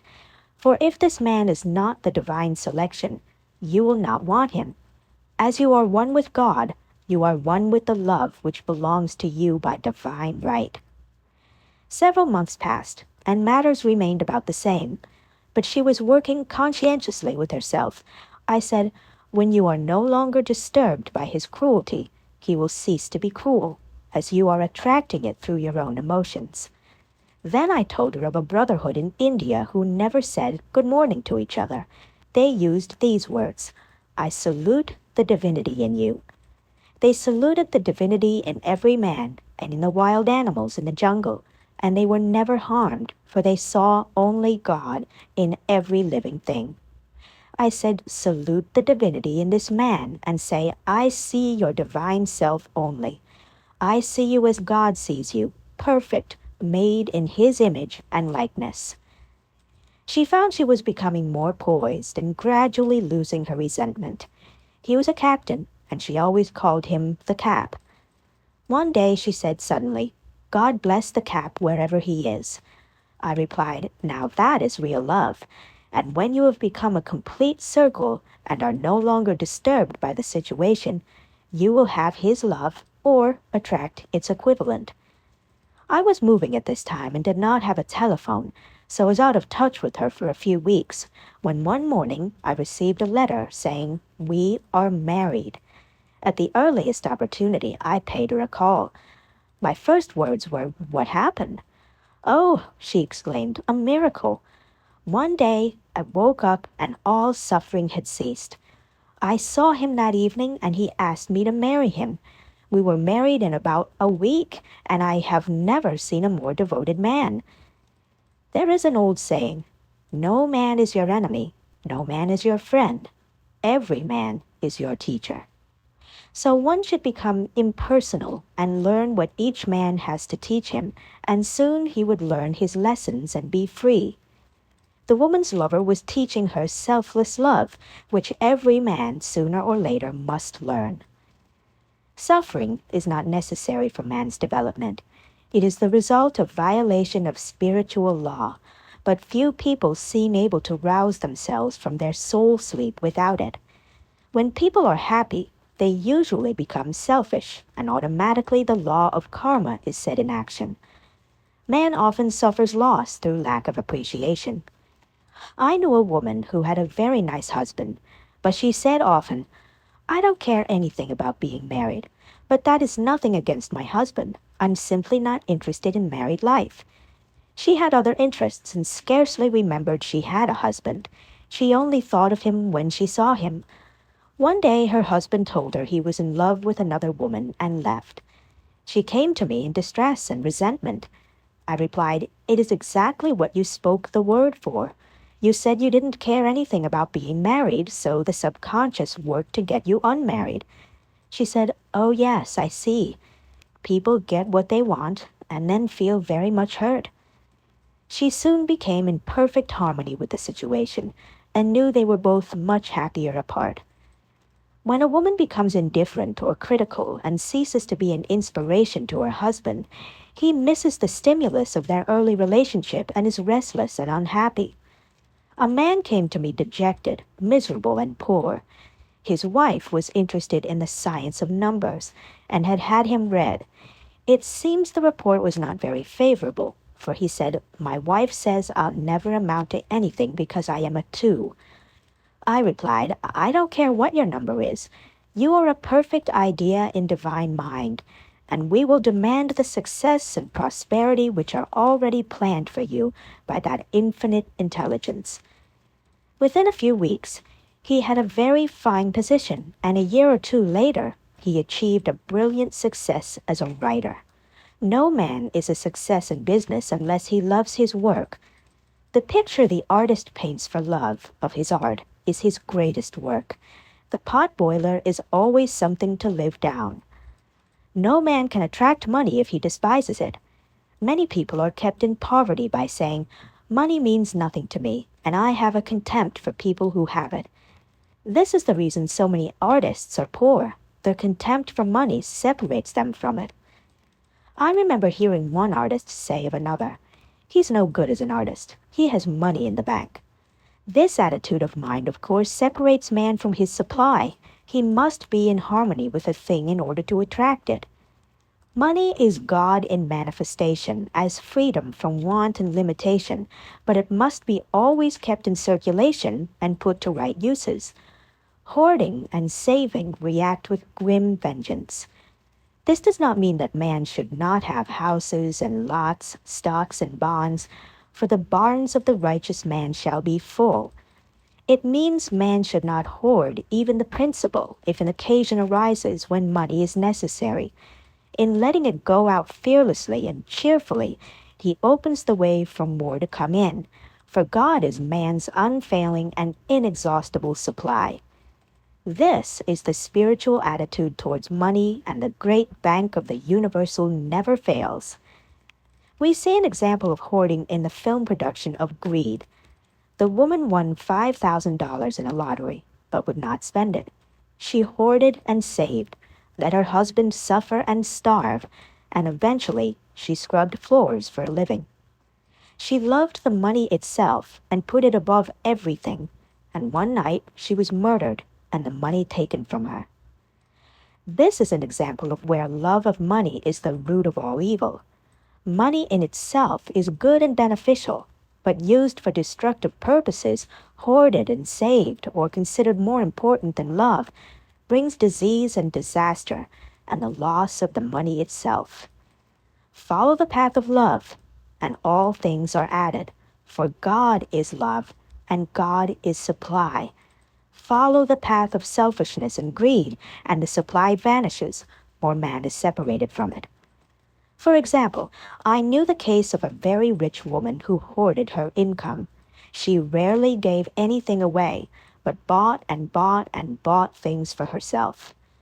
She was very fond of necklaces, and a friend once asked her how many she possessed.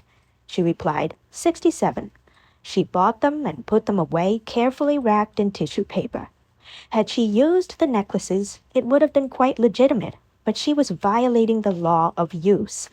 Her closets were filled with clothes she never wore, and jewels which never saw the light. The woman's arms were gradually becoming paralyzed from holding on to things, and eventually she was considered incapable of looking after her affairs, and her wealth was handed over to others to manage. So man, in ignorance of the law, brings about his own destruction. All disease, all unhappiness, come from the violation of the law of love. Man's boomerangs of hate, resentment, and criticism come back laden with sickness and sorrow. Love seems almost a lost art, but the man with the knowledge of spiritual law knows it must be regained, for without it, he has become as sounding brass and tinkling cymbals. For example, I had a student who came to me month after month to clean her consciousness of resentment. After a while, she arrived at the point where she resented only one woman, but that one woman kept her busy. Little by little, she became poised and harmonious, and one day, all resentment was wiped out. She came in radiant and exclaimed, "You can't understand how I feel. The woman said something to me, and instead of being furious, I was loving and kind, and she apologized and was perfectly lovely to me. No one can understand the marvelous lightness I feel within." Love and goodwill are invaluable in business. For example, a woman came to me complaining of her employer. She said she was cold and critical and knew she did not want her in the position. "Well," I replied, "salute the divinity in the woman and send her love." She said, "I can't. She's a marble woman." I answered, "You remember the story of the sculptor who asked for a certain piece of marble? He was asked why he wanted it, and he replied, 'Because there is an angel in the marble.' And out of it, he produced a wonderful work of art." She said, "Very well, I'll try it." A week later, she came back and said, "I did what you told me to, and now the woman is very kind and took me out in her car." People are sometimes filled with remorse for having done someone an unkindness, perhaps years ago. If the wrong cannot be righted, its effect can be neutralized by doing someone a kindness in the present. This one thing I do, forgetting those things which are behind, and reaching forth unto those things which are before. Sorrow, regret, and remorse tear down the cells of the body and poison the atmosphere of the individual. A woman said to me in deep sorrow, "Treat me to be happy and joyous, for my sorrow makes me so irritable with the members of my family that I keep making more karma." I was asked to treat a woman who was mourning for her daughter. I denied all belief in loss and separation and affirmed that God was the woman's joy, love, and peace. The woman gained her poise at once, but sent word by her son not to treat any longer because she was so happy it wasn't respectable. So mortal mind loves to hang on to its griefs and regrets. I knew a woman who went about bragging of her troubles, so of course she always had something to brag about. The old idea was if a woman did not worry about her children, she was not a good mother. Now we know that mother fear is responsible for many of the diseases and accidents which come into the lives of children.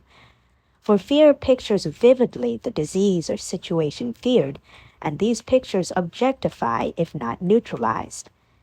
Happy is the mother who can say sincerely that she puts her child in God's hands and knows therefore that he is divinely protected. She in this way throws about him a great aura of protection.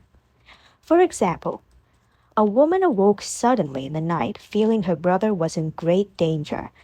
Instead of giving in to her fears, she commenced making statements of truth, saying, "Man is a perfect idea in divine mind, and is always in his right place.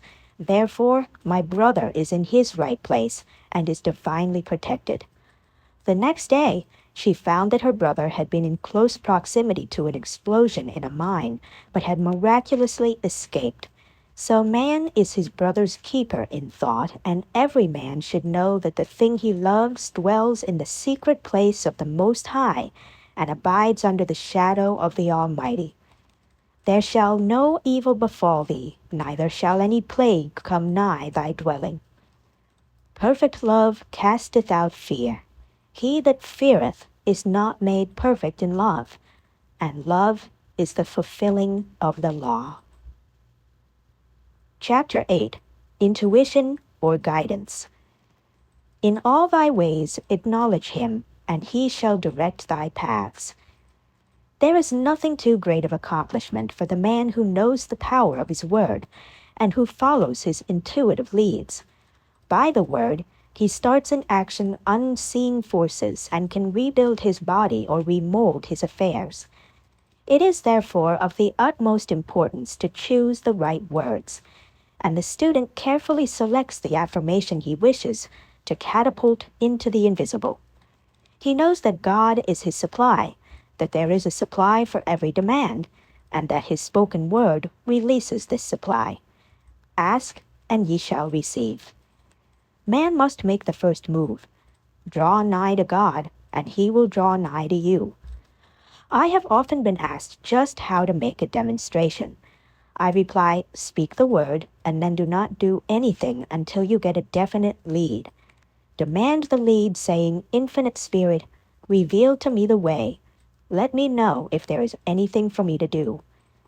The answer will come through intuition or hunch, a chance remark from someone, or a passage in a book, etc., etc. The answers are sometimes quite startling in their exactness. For example, a woman desired a large sum of money. She spoke the words, "Infinite Spirit, open the way for my immediate supply. Let all that is mine by divine right now reach me in great avalanches of abundance." Then she added, "Give me a definite lead. Let me know if there is anything for me to do." The thought came quickly. Give a certain friend, who had helped her spiritually, $100. She told her friend, who said, "Wait and get another lead before giving it." So she waited, and that day met a woman who said to her, "I gave someone $1 today. It was just as much for me as it would be for you to give someone 100. This was indeed an unmistakable lead, so she knew she was right in giving the $100. It was a gift which proved a great investment, for shortly after that, a large sum of money came to her in a remarkable way. Giving opens the way for receiving. In order to create activity in finances, one should give. Tithing, or giving 1/10 of one's income, is an old Jewish custom and is sure to bring increase. Many of the richest men in this country have been tithers, and I have never known it to fail as an investment. The 10th part goes forth and returns blessed and multiplied. But the gift or tithe must be given with love and cheerfulness, for God loveth a cheerful giver. Bills should be paid cheerfully. All money should be sent forth fearlessly and with a blessing. This attitude of mind makes man master of money. It is his to obey, and his spoken word then opens vast reservoirs of wealth. Man himself limits his supply by his limited vision. Sometimes the student has a great realization of wealth, but is afraid to act. The vision and action must go hand in hand, as in the case of the man who bought the fur-lined overcoat. A woman came to me asking me to speak the word for a position. So I demanded, "Infinite Spirit, open the way for this woman's right position." Never ask for just a position. Ask for the right position, the place already planned in divine mind, as it is the only one that will give satisfaction. I then gave thanks that she had already received, and that it would manifest quickly. Very soon, she had 3 positions offered her, 2 in New York and 1 in Palm Beach, and she did not know which to choose. I said, "Ask for a definite lead." The time was almost up, and was still undecided, when one day she telephoned, "When I woke up this morning, I could smell Palm Beach." She had been there before and knew its balmy fragrance. I replied, "Well, if you can smell Palm Beach from here, it is certainly your lead." She accepted the position, and it proved a great success. Often, one's lead comes at an unexpected time. One day, I was walking down the street when I suddenly felt a strong urge to go to a certain bakery a block or 2 away. The reasoning mind resisted, arguing, "There is nothing there that you want." However, I had learned not to reason, so I went to the bakery, looked at everything, and there was certainly nothing there that I wanted. But coming out, I encountered a woman I had thought of often, and who was in great need of the help which I could give her. So often, one goes for one thing and finds another. Intuition is a spiritual faculty and does not explain but simply points the way. A person often receives a lead during a treatment. The idea that comes may seem quite irrelevant, but some of God's leadings are mysterious. In the class one day, I was treating that each individual would receive a definite lead. A woman came to me afterwards and said, "While you were treating, I got the hunch to take my furniture out of storage and get an apartment." The woman had come to be treated for health. I told her I knew in getting a home of her own, her health would improve. And I added, "I believe your trouble, which is a congestion, has come from having things stored away. Congestion of things causes congestion in the body. You have violated the law of use, and your body is paying the penalty." So I gave thanks that divine order was established in her mind, body, and affairs. People little dream of how their affairs react on the body. There is a mental correspondence for every disease. A person might receive instantaneous healing through the realization of his body being a perfect idea in divine mind, and therefore whole and perfect. But if he continues his destructive thinking, hoarding, hating, fearing, condemning, the disease will return. Jesus Christ knew that all sickness came from sin, but admonished the leper after the healing to go and sin no more, lest a worse thing come upon him. So man's soul, or subconscious mind, must be washed whiter than snow. for permanent healing, and the metaphysician is always delving deep for the correspondence. Jesus Christ said, "Condemn not, lest ye also be condemned. Judge not, lest ye be judged." Many people have attracted disease and unhappiness through condemnation of others. What man condemns in others, he attracts to himself. For example, a friend came to me in anger and distress because her husband had deserted her for another woman. She condemned the other woman and said continually she knew he was a married man and had no right to accept his attentions. I replied, "Stop condemning the woman, bless her, and be through with the situation. Otherwise, you are attracting the same thing to yourself." She was deaf to my words, and a year or two later became deeply interested in a married man herself. Man takes up a live wire whenever he criticizes or condemns, and may expect a shock. Indecision is a stumbling block in many a pathway. In order to overcome it, make the statement repeatedly, "I am always under direct inspiration. I make right decisions quickly." These words impress the subconscious, and soon one finds himself awake and alert, making his right moves without hesitation. I have found it destructive to look to the psychic plane for guidance, as it is the plane of many minds and not the one mind. As man opens his mind to subjectivity, he becomes a target for destructive forces. The psychic plane is the result of man's mortal thought and is on the plane of opposites. He may receive either good or bad messages. The science of numbers and the reading of horoscopes keep man down on the mental or mortal plane, for they deal only with the karmic path. I know of a man who should have been dead years ago according to his horoscope, but he is alive and a leader of one of the biggest movements in this country for the uplift of humanity. It takes a very strong mind to neutralize a prophecy of evil. The student should declare, "Every false prophecy shall come to naught. Every plan my Father in heaven has not planned shall be dissolved and dissipated. The divine idea now comes to pass." However, if any good message has ever been given one of coming happiness or wealth, harbor and expect it, and it will manifest sooner or later through the law of expectancy. Man's will should be used to back the universal will. I will that the will of God be done. It is God's will to give every man every righteous desire of his heart, and man's will should be used to hold the perfect vision without wavering. The prodigal son said, "I will arise and go to my father." It is indeed often an effort of the will to leave the husks and swine of mortal thinking. It is so much easier for the average person to have fear than faith, so faith is an effort of the will. As man becomes spiritually awakened, he recognizes that any external inharmony is the correspondence of mental inharmony. If he stumbles or falls, he may know he is stumbling or falling in consciousness.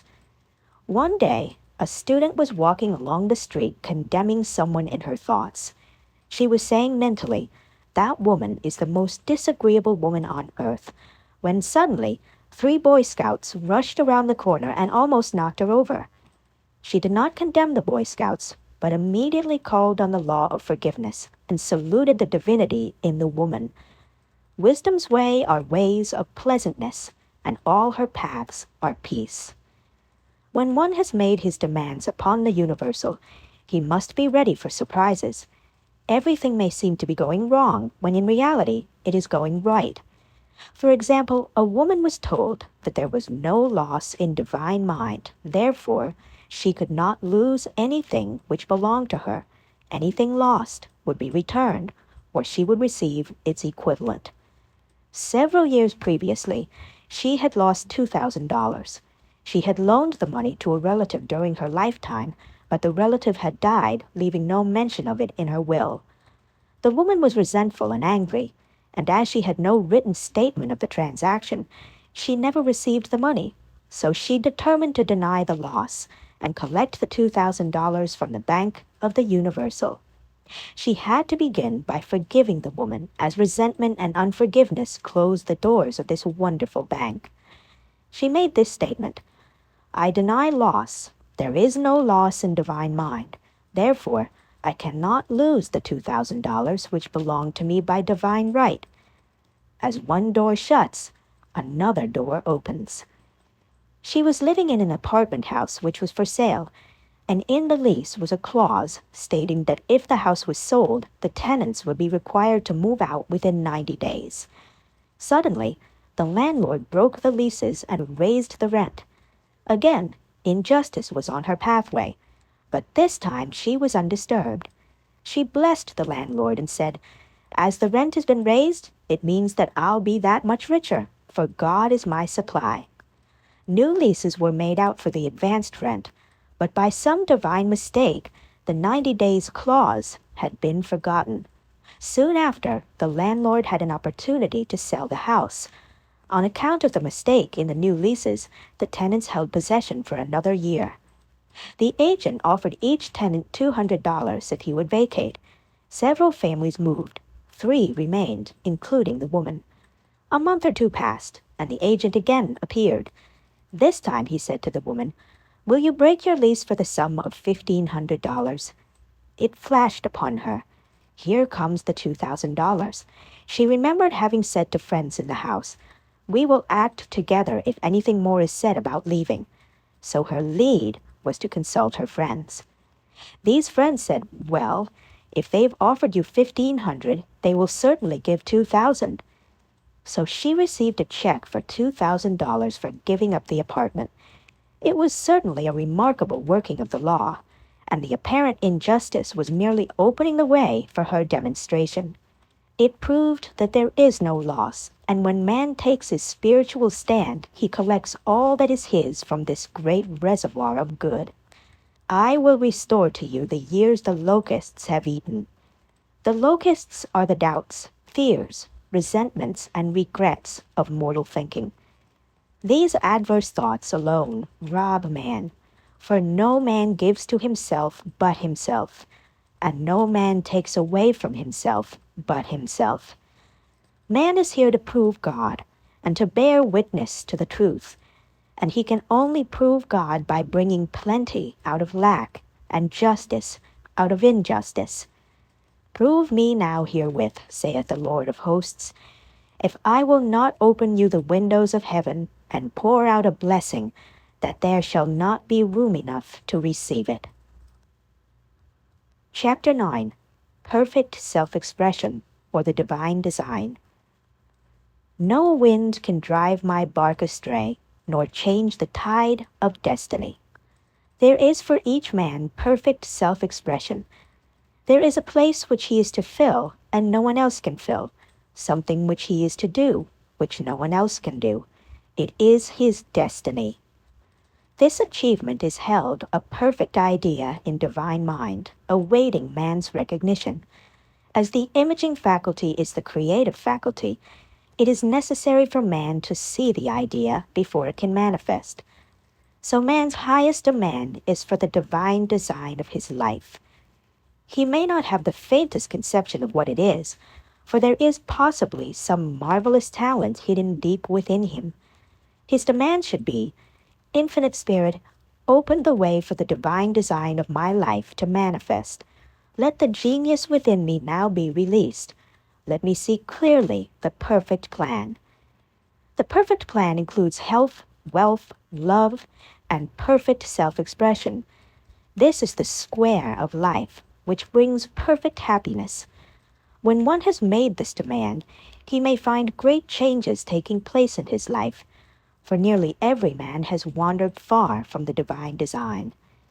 I know in one woman's case, it was as though a cyclone had struck her affairs, but readjustments came quickly, and new and wonderful conditions took the place of old ones. Perfect self-expression will never be labor, but of such absorbing interest that it will seem almost like play. The student knows also, as man comes into the world financed by God, the supply needed for his perfect self-expression will be at hand. Many a genius has struggled for years with the problem of supply, when his spoken word and faith would have released quickly the necessary funds. For example, after the class one day, a man came to me and handed me a cent. He said, "I have just 7 cents in the world, and I'm going to give you one, for I have faith in the power of your spoken word. I want you to speak the word for my perfect self-expression and prosperity." I spoke the word and did not see him again until a year later. He came in one day, successful and happy, with a roll of yellow bills in his pocket. He said, "Immediately after you spoke the word, I had a position offered me in a distant city, and am now demonstrating health, happiness, and supply." A woman's perfect self-expression may be in becoming a perfect wife, a perfect mother, a perfect homemaker, and not necessarily in having a public career. Demand definite leads, and the way will be made easy and successful.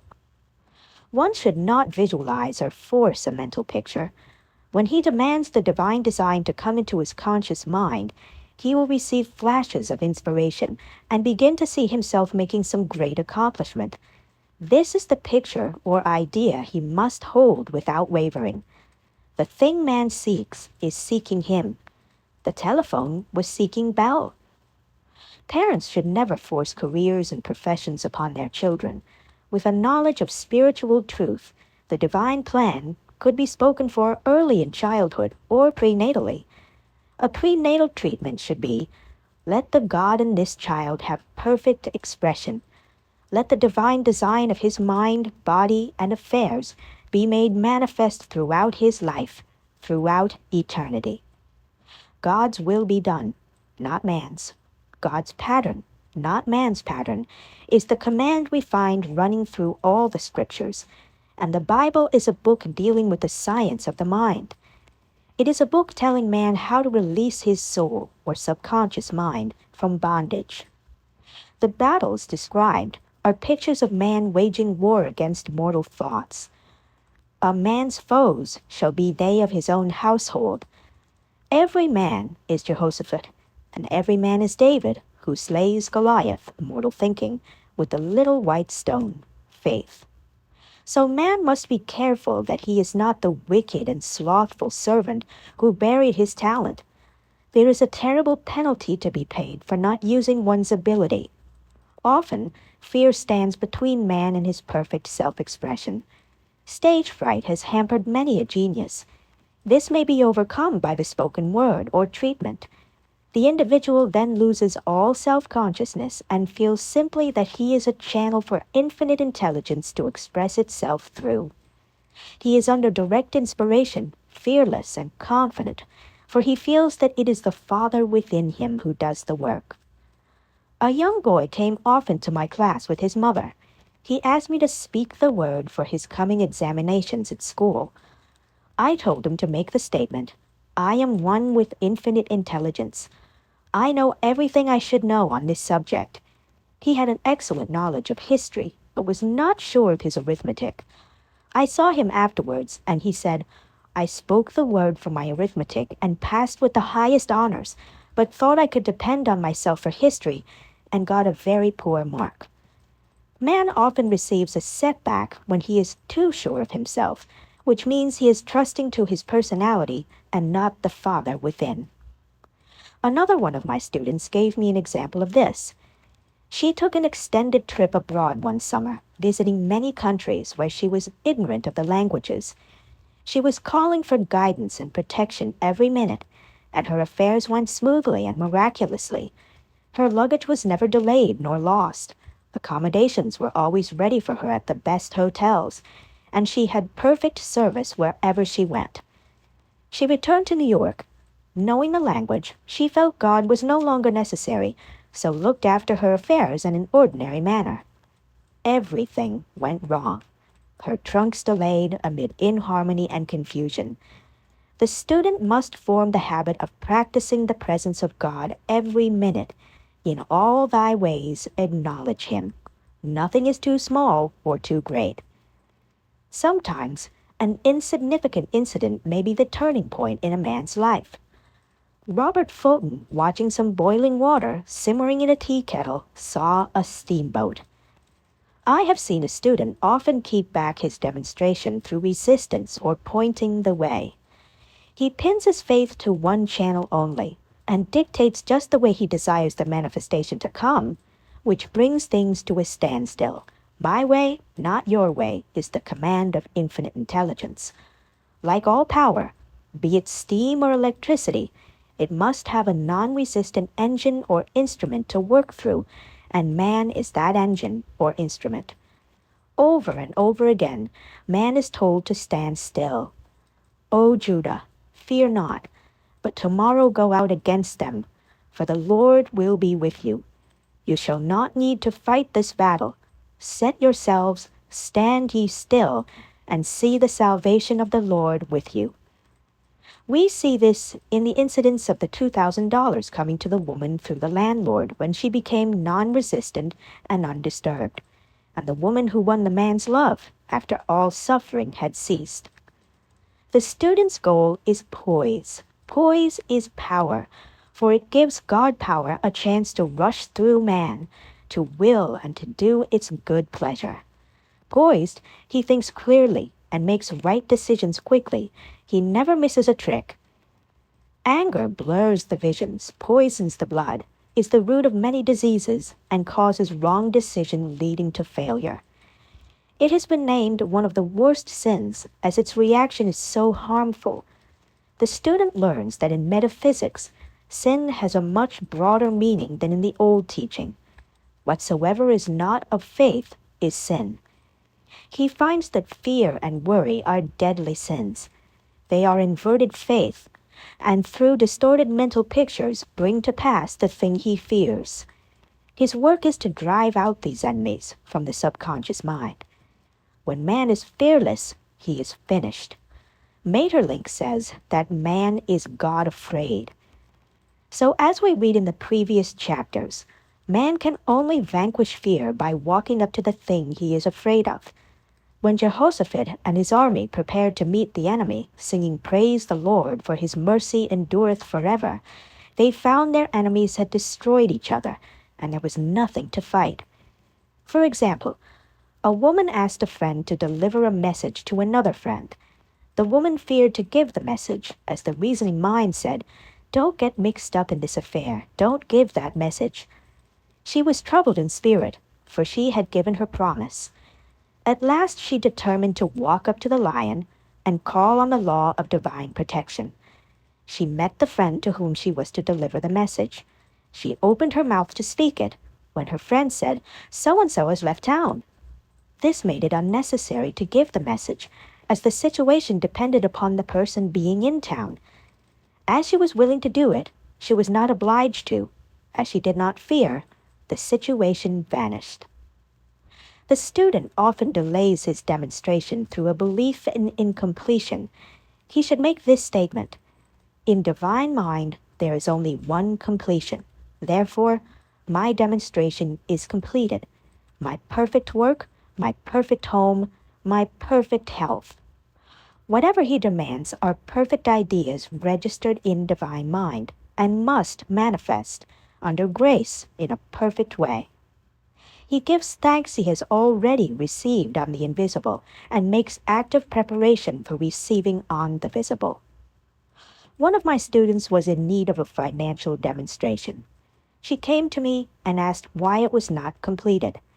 I replied, "Perhaps you were in the habit of leaving things unfinished, and the subconscious has gotten into the habit of not completing, as the without, so the within." She said, "You are right. I often begin things and never finish them. I'll go home and finish something I commenced weeks ago, and I know it will be symbolic of my demonstration." So she sewed assiduously, and the article was soon completed. Shortly after, the money came in a most curious manner. Her husband was paid his salary twice that month. He told the people of their mistake, and they sent word to keep it. When man asks believing, he must receive, for God creates his own channels. I have been sometimes asked, suppose one has several talents, how is he to know which one to choose? Demand to be shown definitely. Say, "Infinite Spirit, give me a definite lead." reveal to me my perfect self-expression. Show me which talent I am to make use of now. I have known people to suddenly enter a new line of work and be fully equipped with little or no training. So make the statement, I am fully equipped for the divine plan of my life, and be fearless in grasping opportunities. Some people are cheerful givers, but bad receivers. They refuse gifts through pride or some negative reason, thereby blocking their channels, and invariably find themselves eventually with little or nothing. For example, a woman who had given away a great deal of money had a gift offered her of several $1,000s. She refused to take it, saying she did not need it. Shortly after that, her finances were tied up, and she found herself in debt for that amount. Man should receive gracefully the bread returning to him upon the water. Freely ye have given, freely ye shall receive. There is always the perfect balance of giving and receiving, and though man should give without thinking of returns, he violates law if he does not accept the returns which come to him. For all gifts are from God, man being merely the channel. A thought of lack should never be held over the giver. For example, when the man gave me the 1 cent, I did not say, poor man, he cannot afford to give me that. I saw him rich and prosperous, with his supply pouring in. It was this thought which brought it. If one has been a bad receiver, he must become a good one, and take even a postage stamp if it is given him, and open up his channels for receiving. The Lord loveth a cheerful receiver as well as a cheerful giver. I have often been asked why one man is born rich and healthy and another poor and sick. Where there is an effect, there is always a cause. There is no such thing as chance. This question is answered through the law of reincarnation. Man goes through many births and deaths until he knows the truth which sets him free. He is drawn back to the earth plane through unsatisfied desire to pay his karmic debts or to fulfill his destiny. The man born rich and healthy has had pictures in his subconscious mind in his past life of health and riches, and the poor and sick man of disease and poverty. Man manifests on any plane the sum total of his subconscious beliefs. However, birth and death are man-made laws, for the wages of sin is death, the Adamic fall in consciousness through the belief in two powers. The real man, spiritual man, is birthless and deathless. He never was born and has never died. As he was in the beginning, he is now and ever shall be. So through the truth, man is set free from the law of karma, sin, and death, and manifests the man made in his image and likeness. Man's freedom comes through fulfilling his destiny, bringing into manifestation the divine design of his life. His Lord will say unto him, Well done, thou good and faithful servant. Thou hast been faithful over a few things. I will make thee ruler over many things, death itself. Enter thou into the joy of thy Lord, eternal life. Chapter 10. Denials and Affirmations. Thou shalt also decree a thing, and it shall be established unto thee. All the good that is to be made manifest in man's life is already an accomplished fact in divine mind, and is released through man's recognition or spoken word, so he must be careful to decree that only the divine idea be made manifest, for often he decrees, through his idle words, failure or misfortune. It is therefore of the utmost importance to word one's demands correctly, as stated in a previous chapter.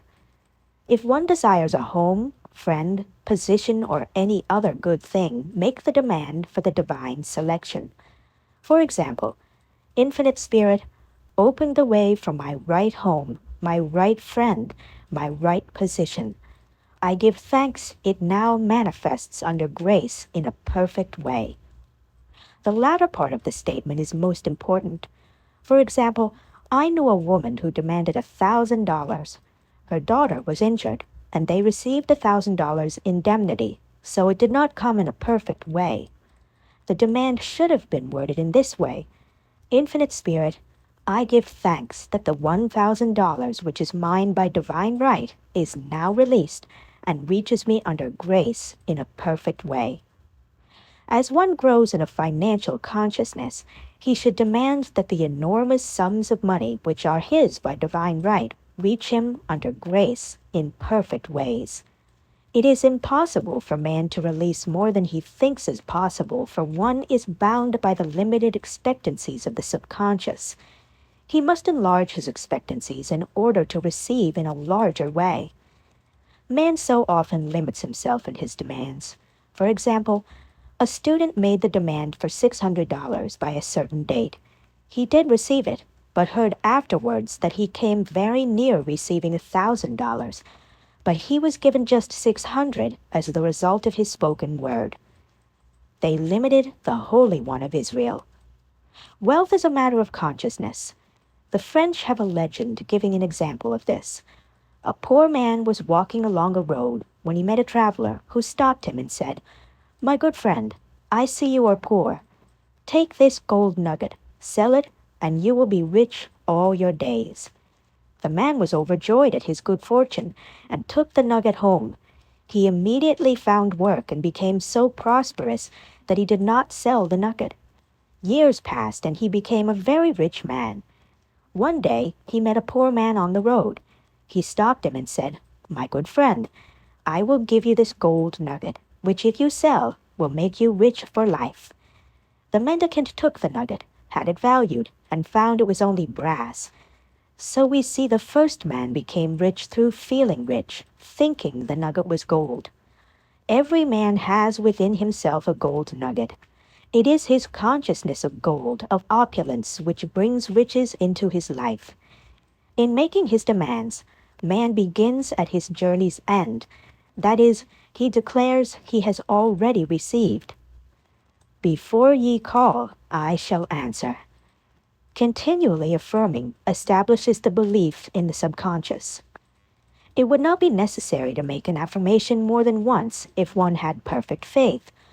One should not plead or supplicate, but give thanks repeatedly that he has received. The desert shall rejoice and blossom as the rose. This rejoicing, which is yet in the desert state of consciousness, opens the way for release. The Lord's Prayer is in the form of command and demand. Give us this day our daily bread, and forgive us our debts, as we forgive our debtors, and ends in praise, for thine is the kingdom and the power and the glory forever. Amen. Concerning the works of my hands, command ye me. So prayer is command and demand, praise and thanksgiving. The student's work is in making himself believe that with God all things are possible. This is easy enough to state in the abstract, but a little more difficult when confronted with a problem. For example, it was necessary for a woman to demonstrate a large sum of money within a stated time. She knew she must do something to get a realization, for realization is manifestation, and she demanded a lead. She was walking through a department store when she saw a very beautiful pink enamel paper cutter. She felt the pull towards it. The thought came, "I haven't a paper cutter good enough to open letters containing large checks." So she bought the paper cutter, which the reasoning mind would have called an extravagance. When she held it in her hand, she had a flash of a picture of herself opening an envelope containing a large check, and in a few weeks she received the money. The pink paper cutter was her bridge of active faith. Many stories are told of the power of the subconscious when directed in faith. For example, a man was spending the night in a farmhouse. The windows of the room had been nailed down, and in the middle of the night he felt suffocated and made his way in the dark to the window. He could not open it, so he smashed the pane with his fist, drew in draughts of fine fresh air, and had a wonderful night's sleep. The next morning, he found he had smashed the glass of a bookcase, and the window had remained closed during the whole night. He had supplied himself with oxygen simply by his thought of oxygen. When a student starts out to demonstrate, he should never turn back. Let not that man who wavers think that he shall receive anything of the Lord. A student once made this wonderful statement: "When I ask the Father for anything, I put my foot down and I say, 'Father, I'll take nothing less than I've asked for, but more.'" So man should never compromise. Having done all, stand. This is sometimes the most difficult time of demonstrating. The temptation comes to give up, to turn back, to compromise. He also serves who only stands and waits. Demonstrations often come at the 11th hour, because man then lets go, that is, stops reasoning, and infinite intelligence has a chance to work. Man's dreary desires are answered drearily, and his impatient desires long delayed or violently fulfilled. For example, a woman asked me why it was she was constantly losing or breaking her glasses. We found she often said to herself and others with vexation, "I wish I could get rid of my glasses." So her impatient desire was violently fulfilled. What she should have demanded was perfect eyesight, but what she registered in the subconscious was simply the impatient desire to be rid of her glasses, so they were continually being broken or lost. Two attitudes of mind cause loss: depreciation, as in the case of the woman who did not appreciate her husband, or fear of loss, which makes a picture of loss in the subconscious. When a student is able to let go of his problem, cast his burden, he will have instantaneous manifestation. For example, a woman was out during a very stormy day and her umbrella was blown inside out. She was about to make a call on some people whom she had never met, and she did not wish to make her first appearance with a dilapidated umbrella. She could not throw it away, as it did not belong to her. So in desperation she exclaimed, "Oh God, you take charge of this umbrella. I don't know what to do." A moment later, a voice behind her said, "Lady, do you want your umbrella mended?" There stood an umbrella mender. She replied, "Indeed I do." The man mended the umbrella while she went into the house to pay her call, and when she returned, she had a good umbrella. So there is always an umbrella mender at hand on man's pathway when one puts the umbrella or situation in God's hands. One should always follow a denial with an affirmation. For example, I was called on the phone late one night to treat a man whom I had never seen. He was apparently very ill. I made the statement, "I deny this appearance of disease. It is unreal, therefore cannot register in his consciousness. This man is a perfect idea in divine mind, pure substance expressing perfection." The next morning he was much better, and the following day out attending to his business. There is no time or space in divine mind. Therefore the word reaches instantly its destination and does not return void. I have treated patients in Europe and have found that the result was instantaneous. I am asked so often the difference between visualizing and visioning. Visualizing is a mental process governed by the reasoning or conscious mind. Visioning is a spiritual process governed by intuition or the superconscious mind. The student should train his mind to receive these flashes of inspiration and work out the divine pictures through definite leads. When a man can say, "I desire only that which God desires for me," his false desires fade from the consciousness, and a new set of blueprints is given him by the master architect, the God within. God's plan for each man transcends the limitation of the reasoning mind, and is always the square of life, containing health, wealth, love, and perfect self-expression. Many a man is building for himself in imagination a bungalow when he should be building a palace. If a student tries to force a demonstration through the reasoning mind, he brings it to a standstill. "I will hasten it, saith the Lord." He should act only through intuition or definite leads. Rest in the Lord and wait patiently.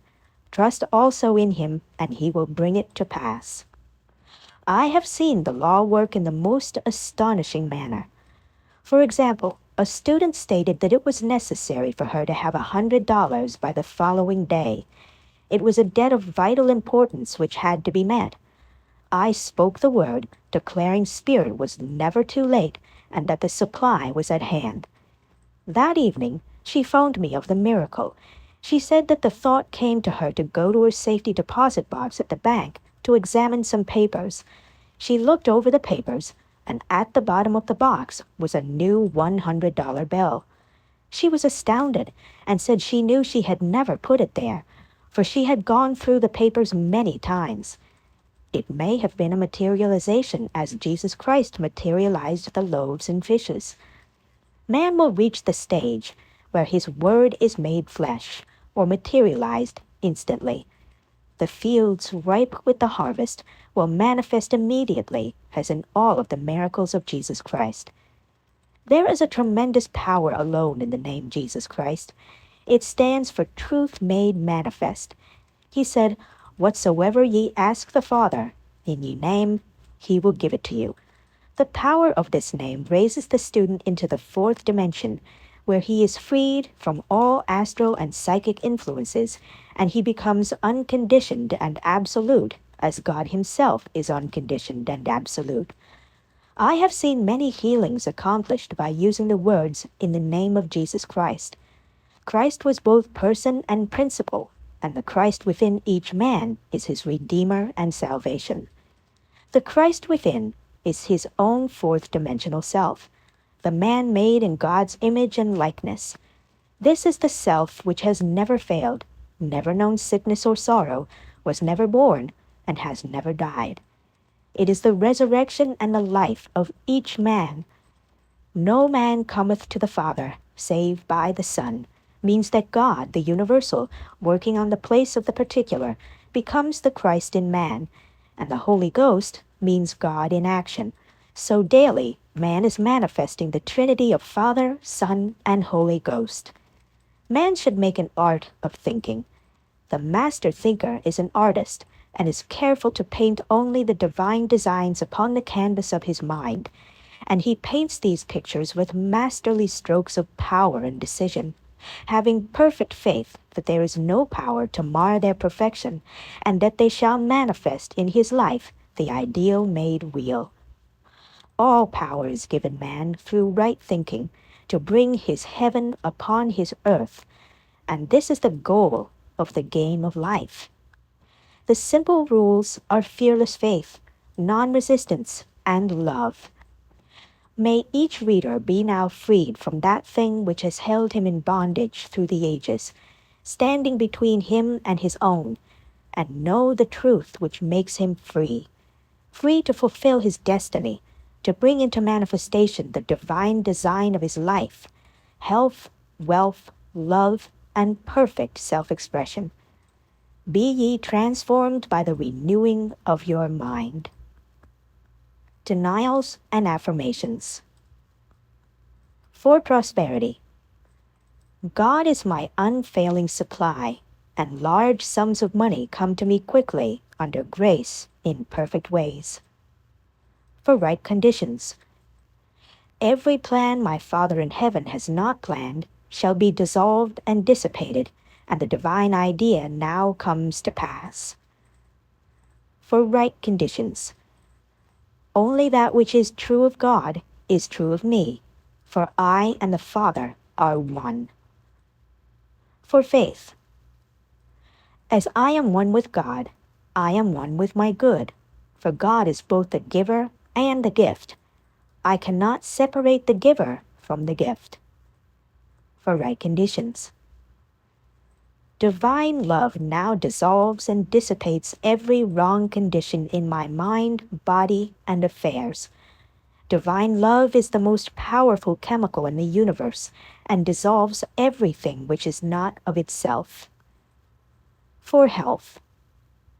Divine love floods my consciousness with health, and every cell in my body is filled with light. For eyesight. My eyes are God's eyes. I see with the eyes of spirit. I see clearly the open way. There are no obstacles on my pathway. I see clearly the perfect plan. For guidance. I am divinely sensitive to my intuitive leads and give instant obedience to thy will. For the hearing. My ears are God's ears. I hear with the ears of spirit.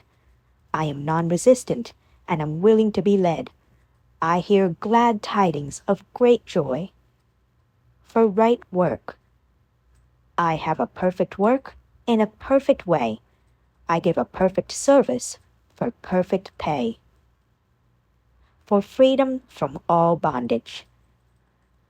I cast this burden on the Christ within, and I go free.